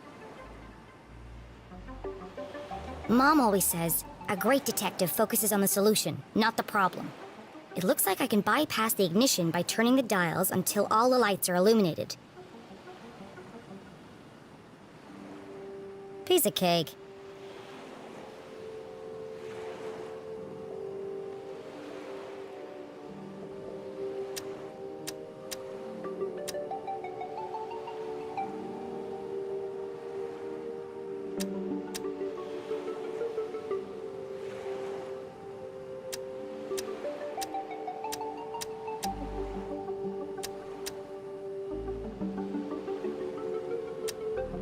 Why isn't that red one illuminating?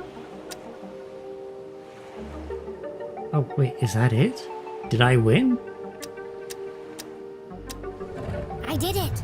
Oh, I did. Okay, before I continue, I'm going to stand up, stretch, use the lavatory, and then return. So I shall be back. Thank you so much, Mr. Emil. Okay, I'll be back in 3 minutes here.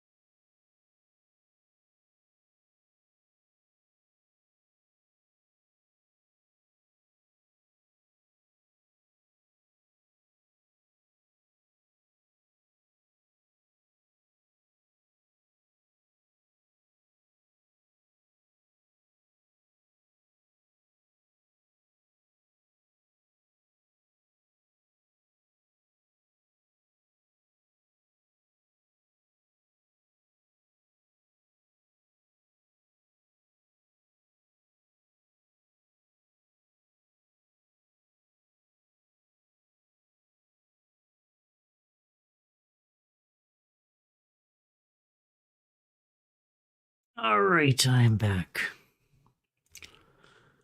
I'm a little lighter. Oof. I got some peas. Thank you so much, Vinny. I gotta ask there, Adrianex, do you mean season 3, or is there another season of Jack Reacher?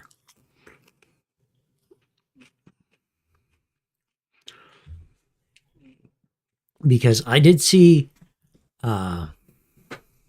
season 3 and I loved it. I thought it was completely different than the first two, but I really enjoyed it quite a bit. Oh, and Drew Ashley likes Reacher too. Is that because his shirt mysteriously keeps on falling off for some reason throughout the run of the series? Does it seem to have like 5 or 6 times?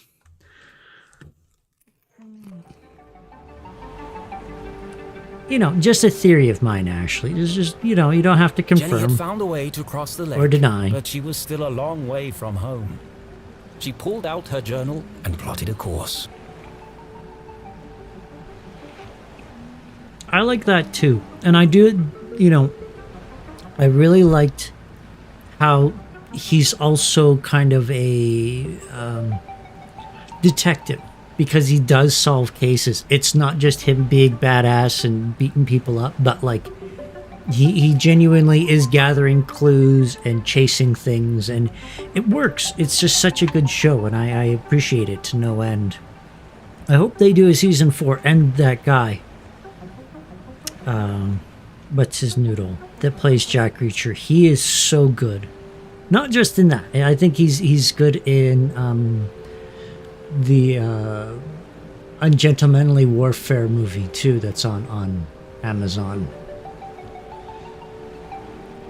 But yeah, that guy, he deserves so much more success than just Reacher.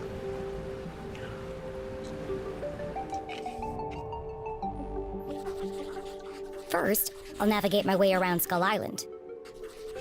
Next, I'll sail up the river to the Almaston Bridge. Then it's just a short stroll through the Forgotten Forest. And finally, home.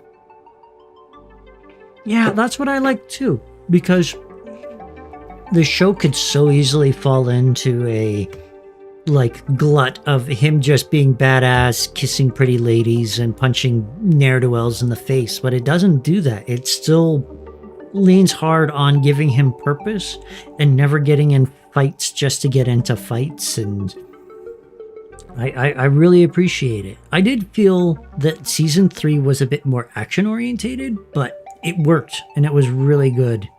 And I still liked it. I still like the other seasons. I thought it was all so well done.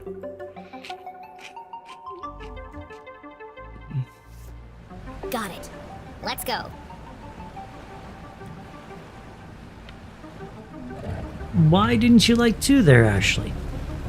I'm just curious. And sorry, I am also eating peas. If any of the crunching comes through, I Jenny mean had not never to. crossed the lake after dark. Come to think of it, she'd never even driven a boat before. She thrust the throttle forward and felt a cool wind whip through her hair. Sneaking around after curfew had its benefits.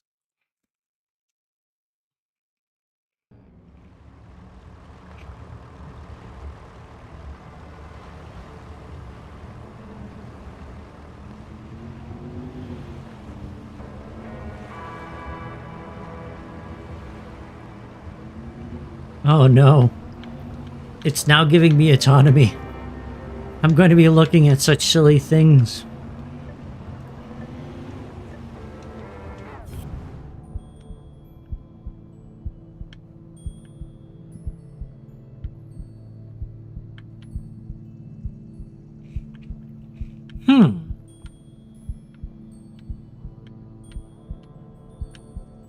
Oh, there we go.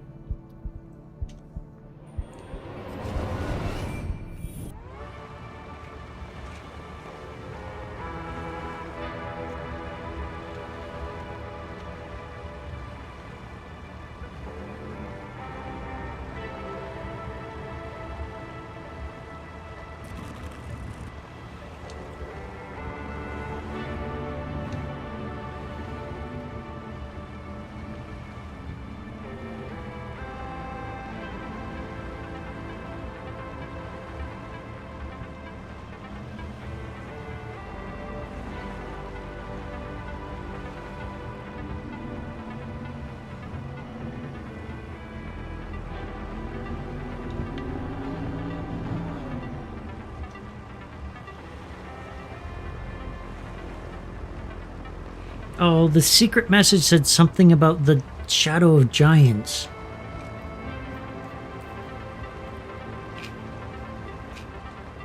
But my Leclue brain saw something over here. I gotta check it out.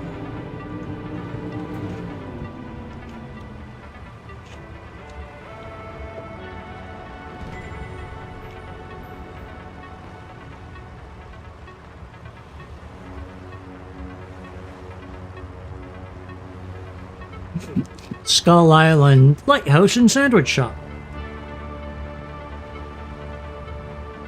Okay. Oh, no, no. Exit.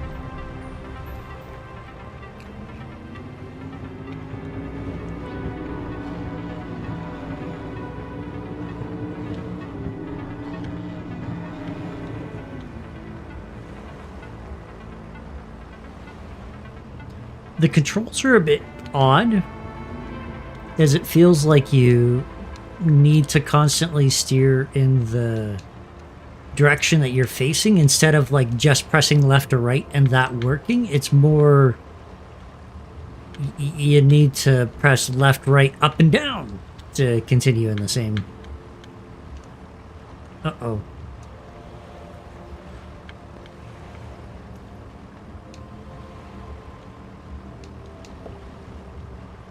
I swim in the shadows of giants. This must be the place.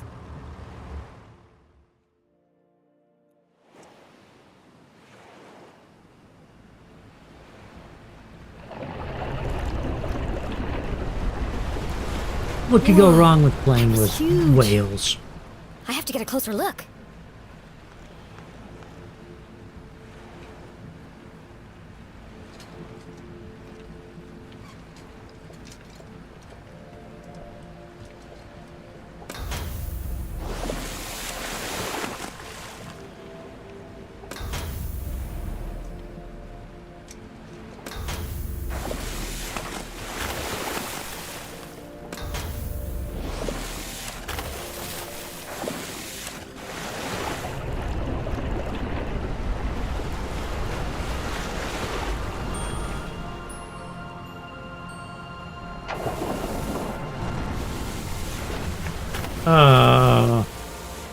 The elusive red herring, a rare and fantastic sight. I can't believe they really exist. Jenny had always believed they were a fisherman's tale, but seeing them firsthand.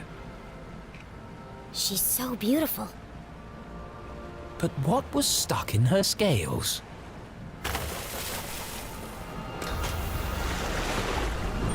Oh no, I missed it.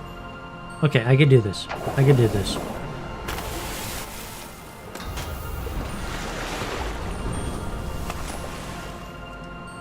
Oh, what a powerful searchlight. A message in a bottle. Curious.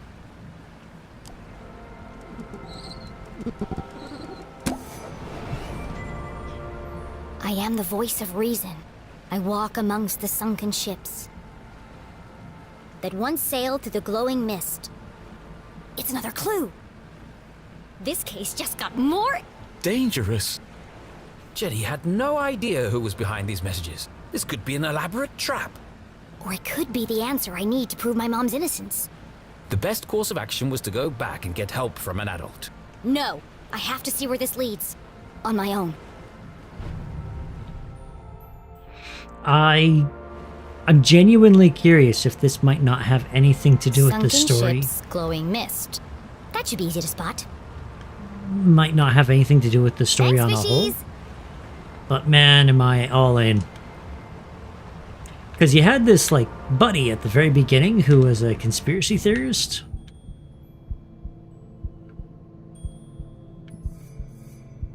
And do I ever hope that there's some sort of weird conspiracy thing that has nothing to do with the rest of the game?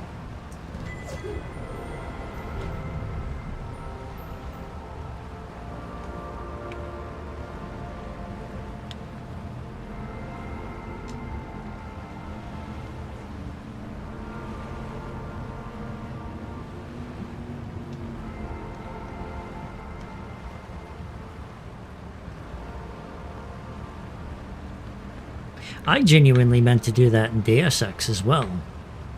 That there's kind of a larger, you know, multi-mystery that's going on that I think you could investigate further if you had the time and inclination. That they won't, you know, tell you exactly where you're going or what you're doing. Okay, now this, I think I'm heading back. And I kind of love it when games do that, you know, that give you side stuff that's actually probably harder than the rest of the game is fun.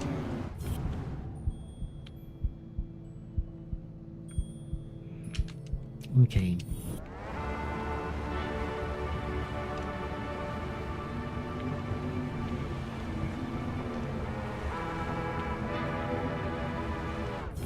There we go. Thank you, Agent X.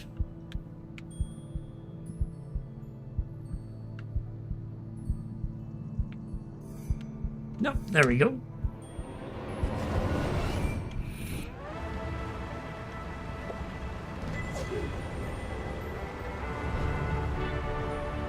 Yeah, and then I was wondering, did maybe when I got that other one, it was detecting through the islands, you know?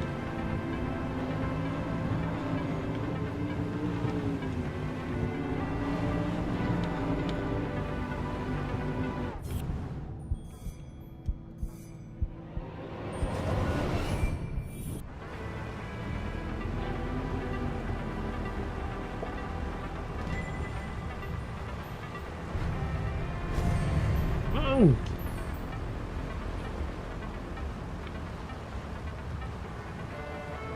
Oh, no, that's bottom corner. Or do I... Oh no, I gotta rotate them? Oh. Dicks. Oh, that was right. Okay.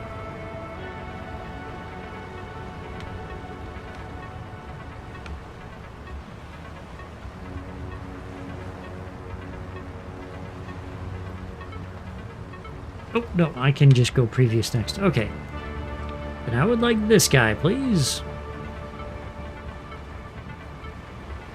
Oh, no.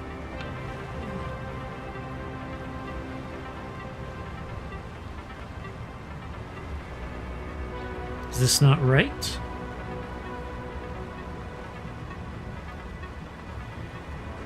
It looks right, but it doesn't seem to be snapping like the other guys did.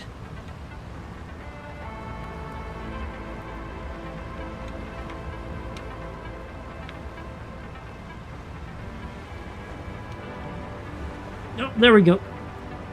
I thought I did have him down.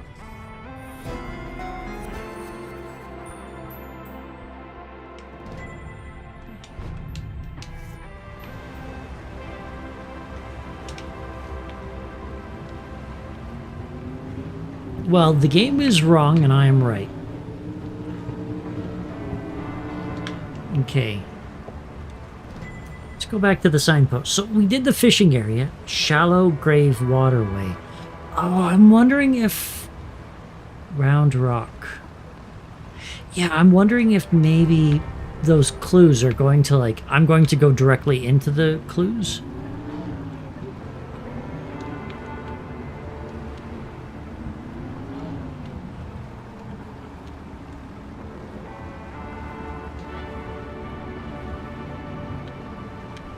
And like it's actually a part of the game and not just some extra mystery like I thought it was.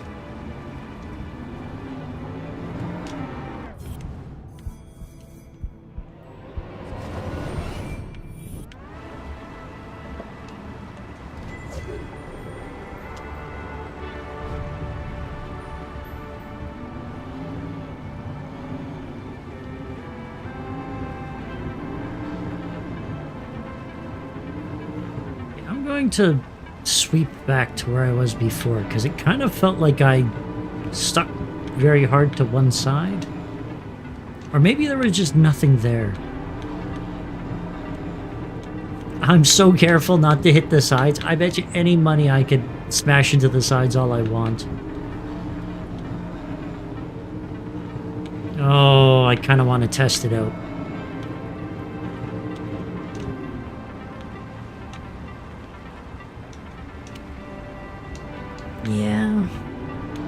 I'm wondering if that might just be like one of those programming things that they did their best to avoid, but it happened once, and...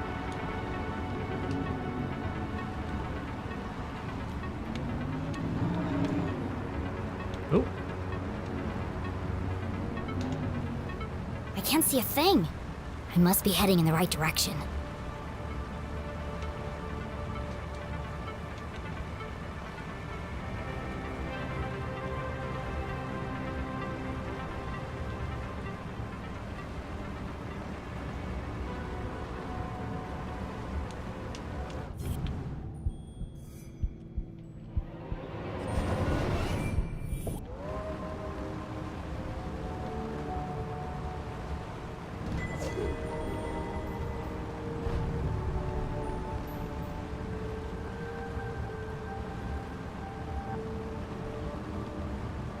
Huh.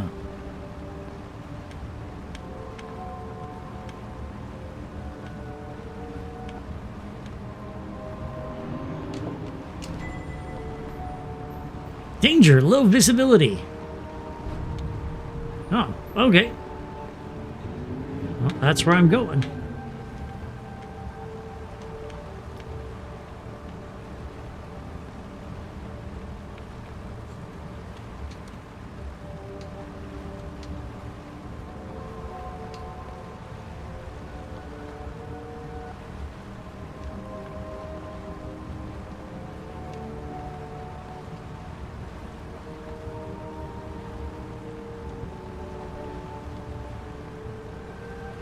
Okay, is it here that they want me to go? Ah. I am putting way too much, like, stupid thought into this. That, like, it's just an icon on the screen. I'm going to find it. Jenny navigated carefully through the thick fog. Oh, it smells like rotten fish. Many ships had lost their bearings here, grounded on the ragged rocks, swallowed by the lake. Maybe I could shed some light on these ghost ships.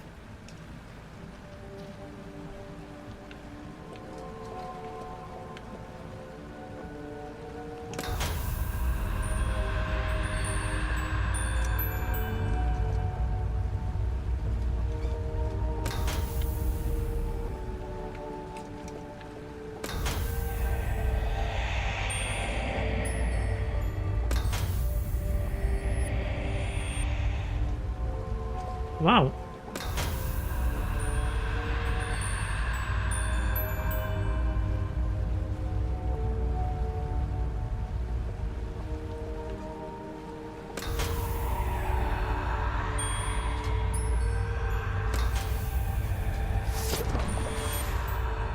Adrian X saying, reminds me of when I was running Sexy Brutal, and I thought the record from the downstairs was meant to be used in tandem with one of the upstairs puzzles. Yeah. Another message. This is starting to feel like a wild goose chase.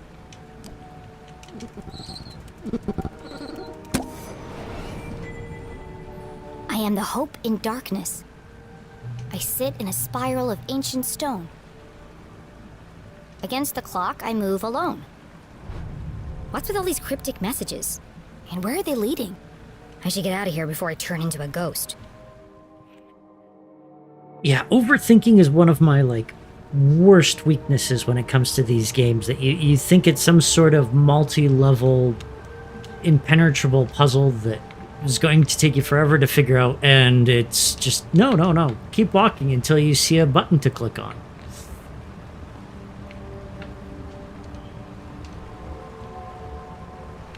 You know, and sometimes those puzzles exist, but in a lot of these games that they expect you to finish with, you know, human-like abilities. Phew, made it out alive. Let's go find this spiral of ancient stone. Okay, so Skull Rock and Lighthouse Sandwich Shop. And then we're going to hang a left, so...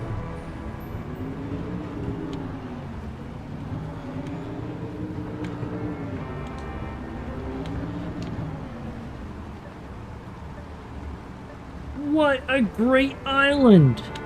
Skull Island, home to an abandoned lighthouse. and an excellent sandwich shop. It can't be abandoned because that would be really expensive to keep the light on there. Although I don't know why you would keep a light on in a lake that has this many rocky crevice to destroy you. Wait, am I to... Oh, there's a signpost. I will use that for navigation. Decommissioned over 100 years ago, but the light mysteriously continued to illuminate the darkness. Okay, so it is Round Rock just above me. I thought I'd be able to go onto that Skull Island, but clearly not.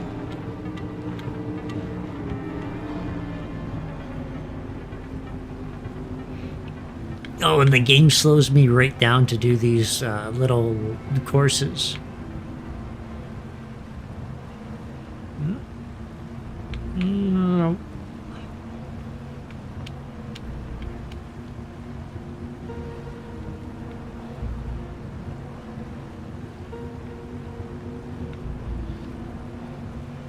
Yeah, so the speed you normally get just suddenly diminishes. Because all you can do is press B to go forward, really.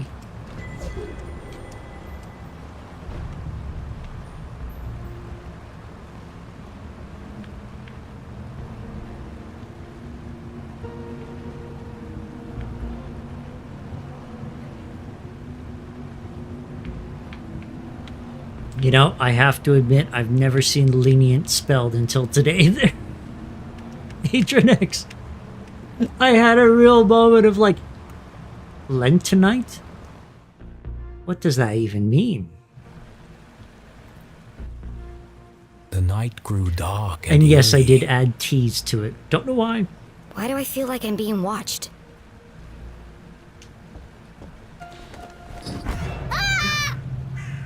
Hello, Mr. Crow. Well, aren't you ominous?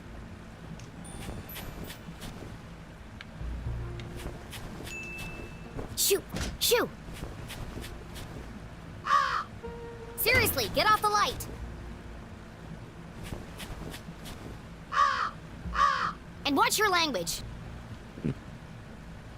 Ow! How rude!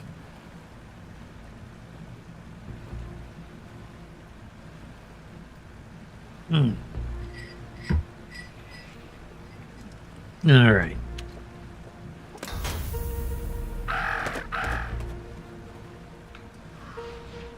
Oh.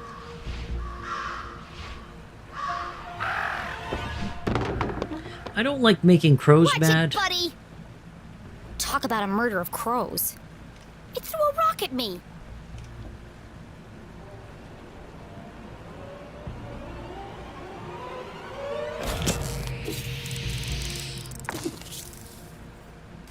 That was not a rock. Oh, he was just trying to It was a feed you. crab.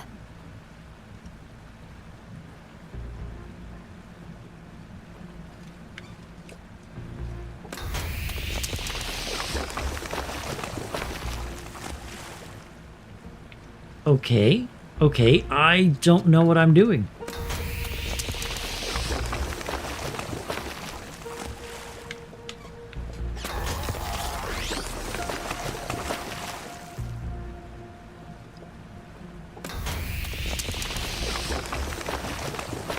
Oh, there it is! Ah! Ah! Ha, ha. Yeah, never fuck with crows. Crows and ravens are all really amazing, and they will not only remember things, but they will also pass it down through the generations. Oh. Ah. They once did a study at MIT or UCLA where they had someone bug a crow and put on a mask, and they found that 4 generations of crows would constantly attack this person.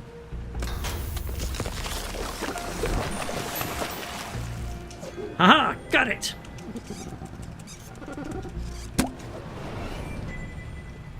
I am the answer to the unasked question.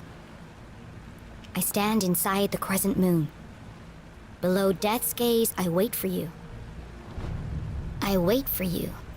This could be the last clue. So caught up in unraveling the mystery, Jenny failed to recognize how dangerous this chase really was. Who is waiting at the crescent moon? Whoever it was, our intrepid detective would need to be extremely careful.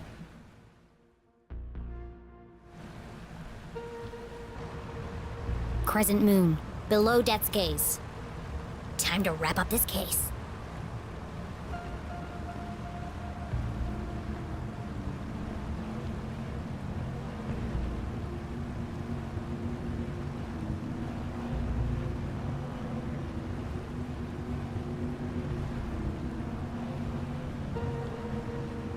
I'm trying to do this smoothly, and I'm not quite there yet.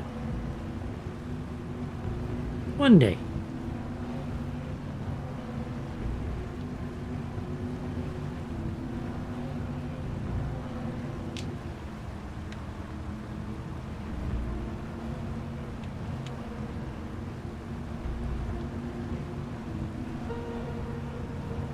Yep.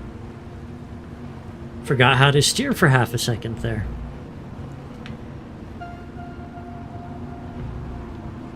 I wish I knew what it was that our brains just do an instant scramble out of nowhere, and then you like forget left from right and how to talk.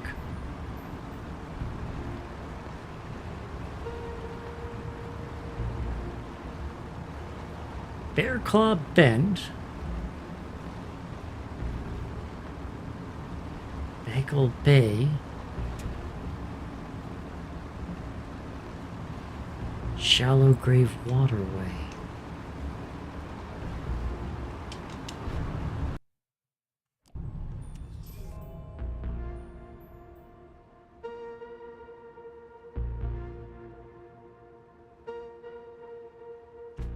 Low death's gaze, I work for you.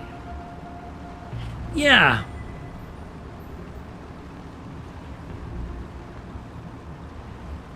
I'm just wondering. See, and I was thinking maybe that's it, but Crescent Moon and Shallow Death's Gaze, it feels like that's under Skull Island.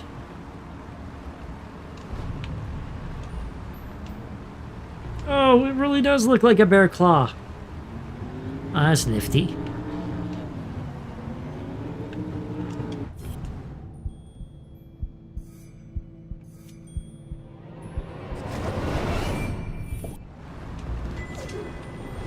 Okay. Yeah, I just had a brief moment of like, will they make me backtrack?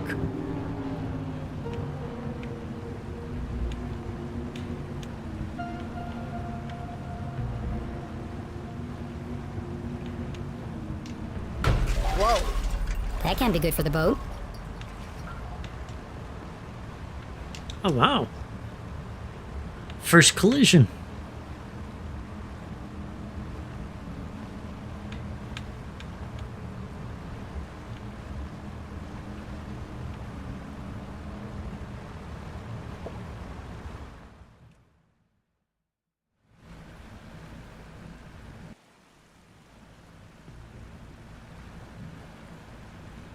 I feel like there's an achievement if I didn't hit anything.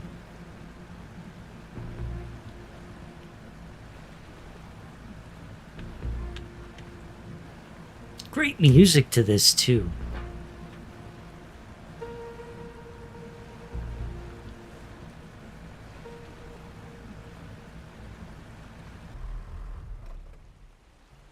All right, GOG doesn't do Hello? that. That's fantastic. Who's there? We do have a light. Stay right there. Don't come any closer. Identify yourself.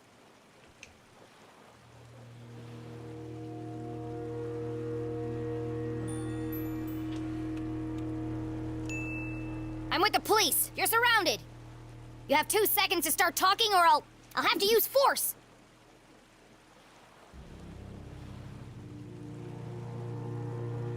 Right?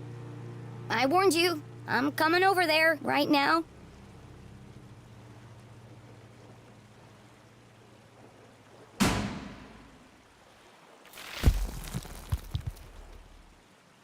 scared him.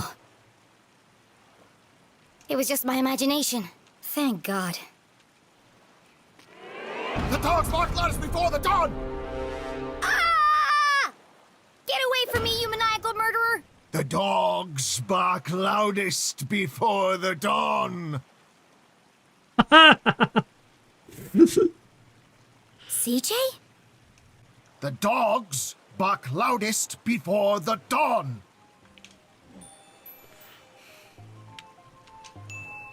The early bird can't catch the lazy worm. The wind blows strongly from the east. I don't remember this at all. People in glass houses should invest in curtains. The evening sky is full of fireflies. The last donut is the tastiest. Excellent, Jen. Broken glass in my boat. They haven't broken you yet. The notes were from you?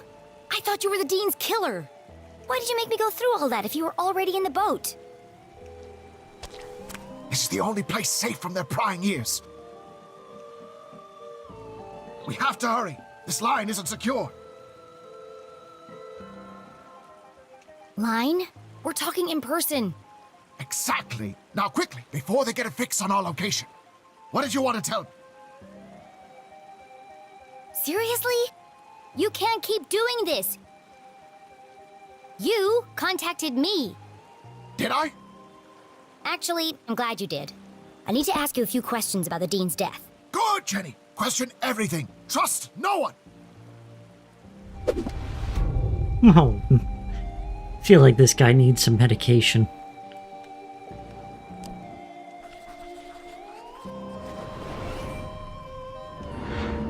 What happened to your eye? Did you get in a fight? Wasn't a fight. More of a misunderstanding, really. A seriously purple misunderstanding. Well, you should see the other guy. There's something you're not telling me. Is there?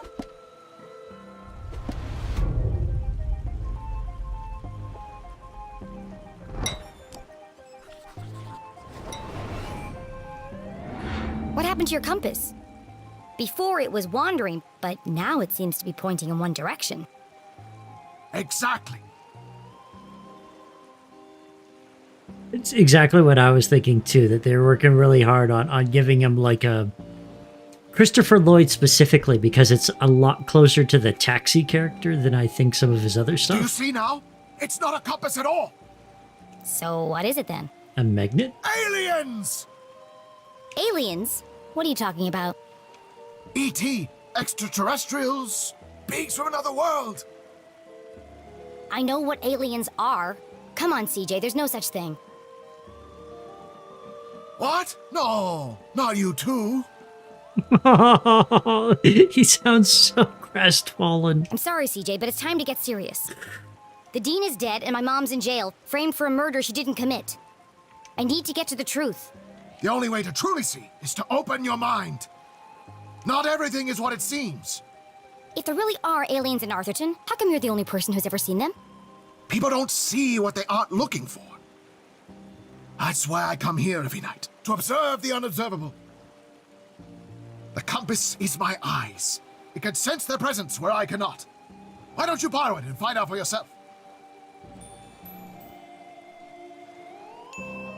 Okay, I'll take it. I need all the help I can get. Good. You can prove my theory to be fact. Let's not get ahead of ourselves. Just remember, when the needle is steady, the phenomena are near. Sure. They were here before. They will return. And we'll be waiting for them. Uh-huh. Yep, totally.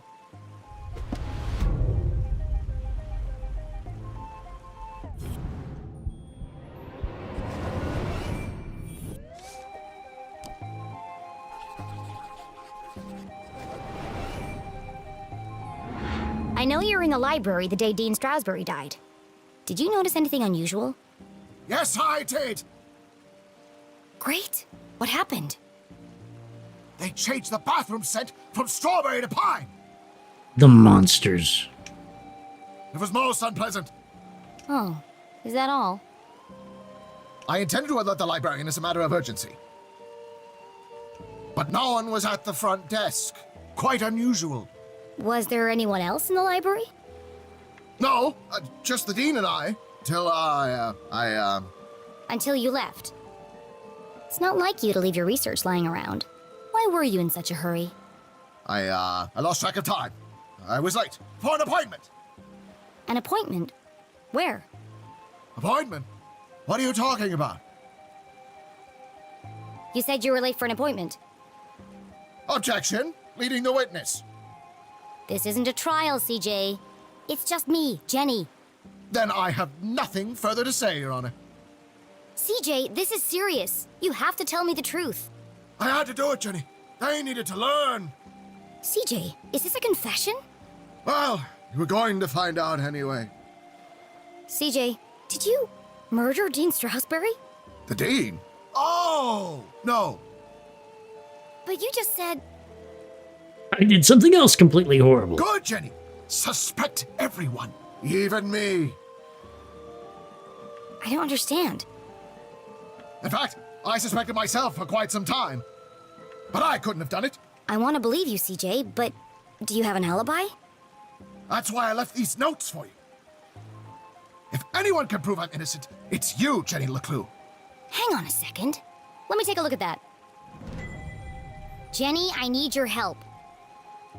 You know, we could have saved a lot of time if you'd just given me this message first. Risk being followed? Never! But what had piqued Jenny's interest was not the message itself. That paper. What did he write all these messages on?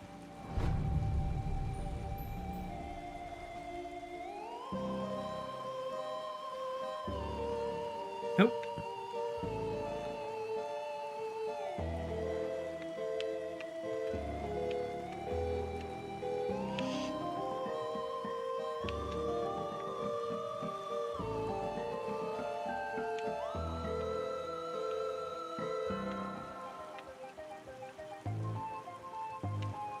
Boy, this feels like it's snapping together much faster than that other puzzle did.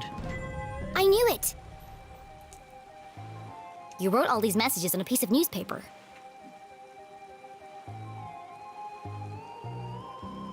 Local idiot ruins school play. Actually, let's start at the top. Cover story continues.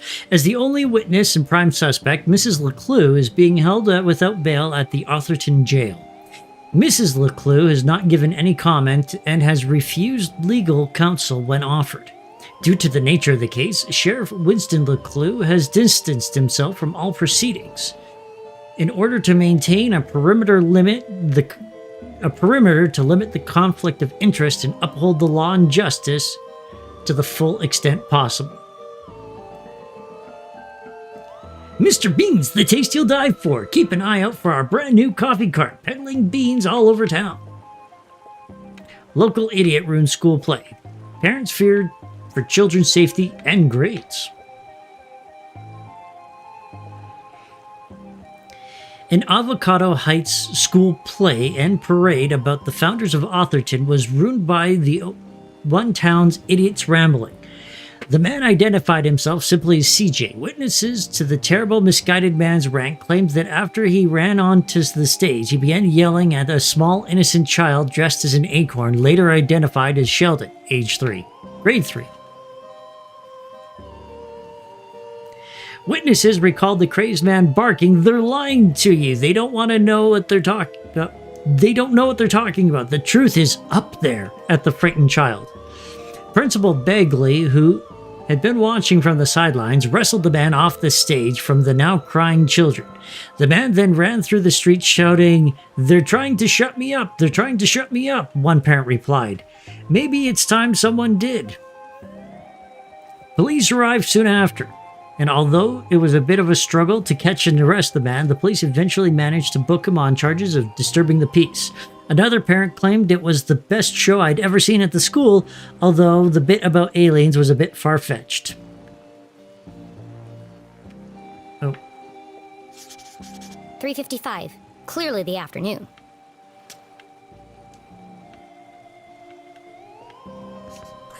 This photo was taken in Avocado Heights. That's on the other side of town, miles from the library.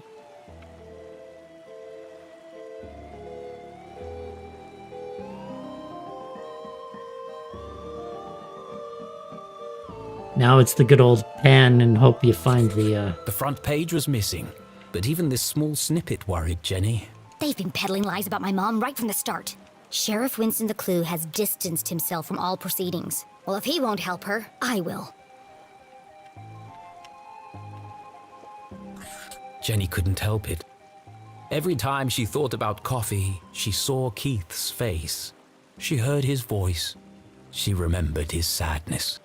And she promised not to rest until she'd uncovered the truth of his father's death. where am I at? 4-6? Okay.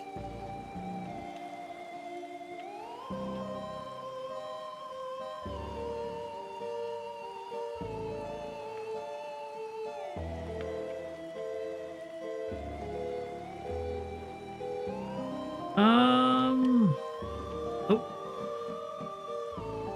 Nope. CJ was always protesting something. The first time they had met, CJ had handcuffed himself to a bike rack outside Agatha Krusty's bakery. He was convinced they were hiding something in the pies. He'd lost the key to his handcuffs, so I picked the lock for him. They had been friends ever since. Okay. That's the day of the Dean's murder. CJ couldn't have killed the Dean. All the evidence is right here.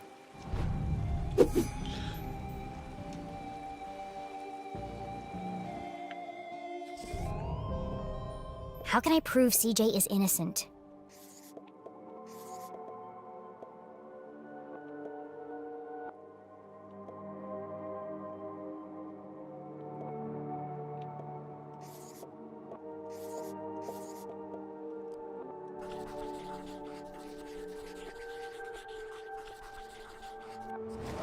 CJ was photographed in Avocado Heights at 3:55 p.m. on Thursday.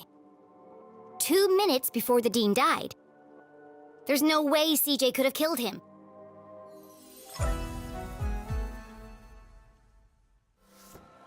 CJ, you're innocent! What a relief! But you really shouldn't be going around town terrorizing children. You're going to end up in jail again. That wouldn't be so bad. They have the best beds in town.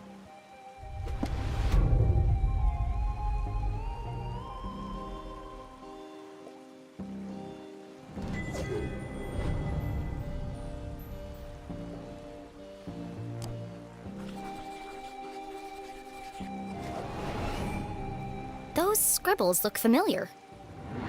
I found your map of Arthurton in the library. Keep it. It's a great map. Very rare.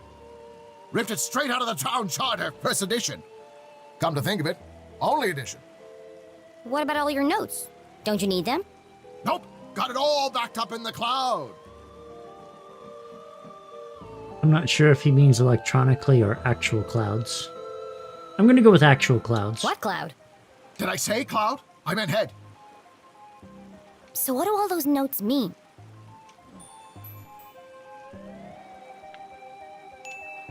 Who are the Shadow Men? Yes! You're starting to see differently. There are patterns everywhere. Keep searching. Every part of my being is telling me that my mom is being framed. But I don't understand why. There are only 3 reasons a man is murdered.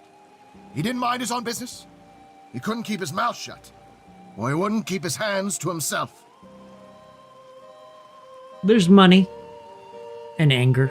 Have you ever heard of a place called Widow's Drop? I think my mom met the Dean there. Widow's Drop!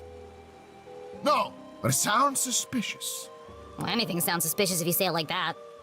Be careful, Jenny. They'll do anything to keep their secrets. Once you start to see things, there's no going back. Do you ever wonder why the lake glows at night? Shadowmen. Or why the power keeps going out all over town? Shadowmen. Yes, I do. All the time. There's a lot more to this town if you look below the surface. Do you mean that literally or figuratively? Both. Yes. The truth is hiding right under our feet if we only stop to look. I'm more confused than when we started. Well, I really have to get to my house. This case won't solve itself. I can drop you off at the bridge.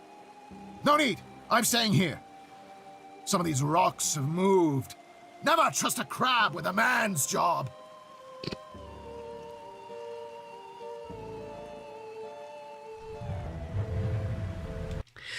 I do think I am going to hit the old dusty trail here. I tried my best, but I'm running out of everything right now. So I'm going to see if there's someone we could raid. And if not, we can always...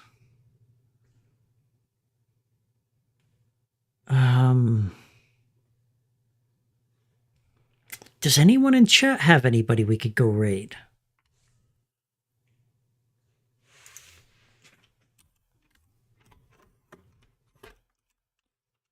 If not, we can just call it.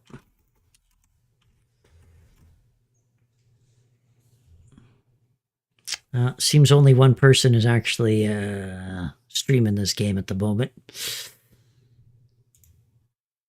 All right. Well, thank you so much for looking, Adrianex. As for me, like I say, I'm going to head on out here. I hope everyone has a wonderful day or night if that's where they're headed. And I'm going to try and be back soon. And thank you so much for joining me. And until next time, everyone, you have a good evening too there, Adrianex.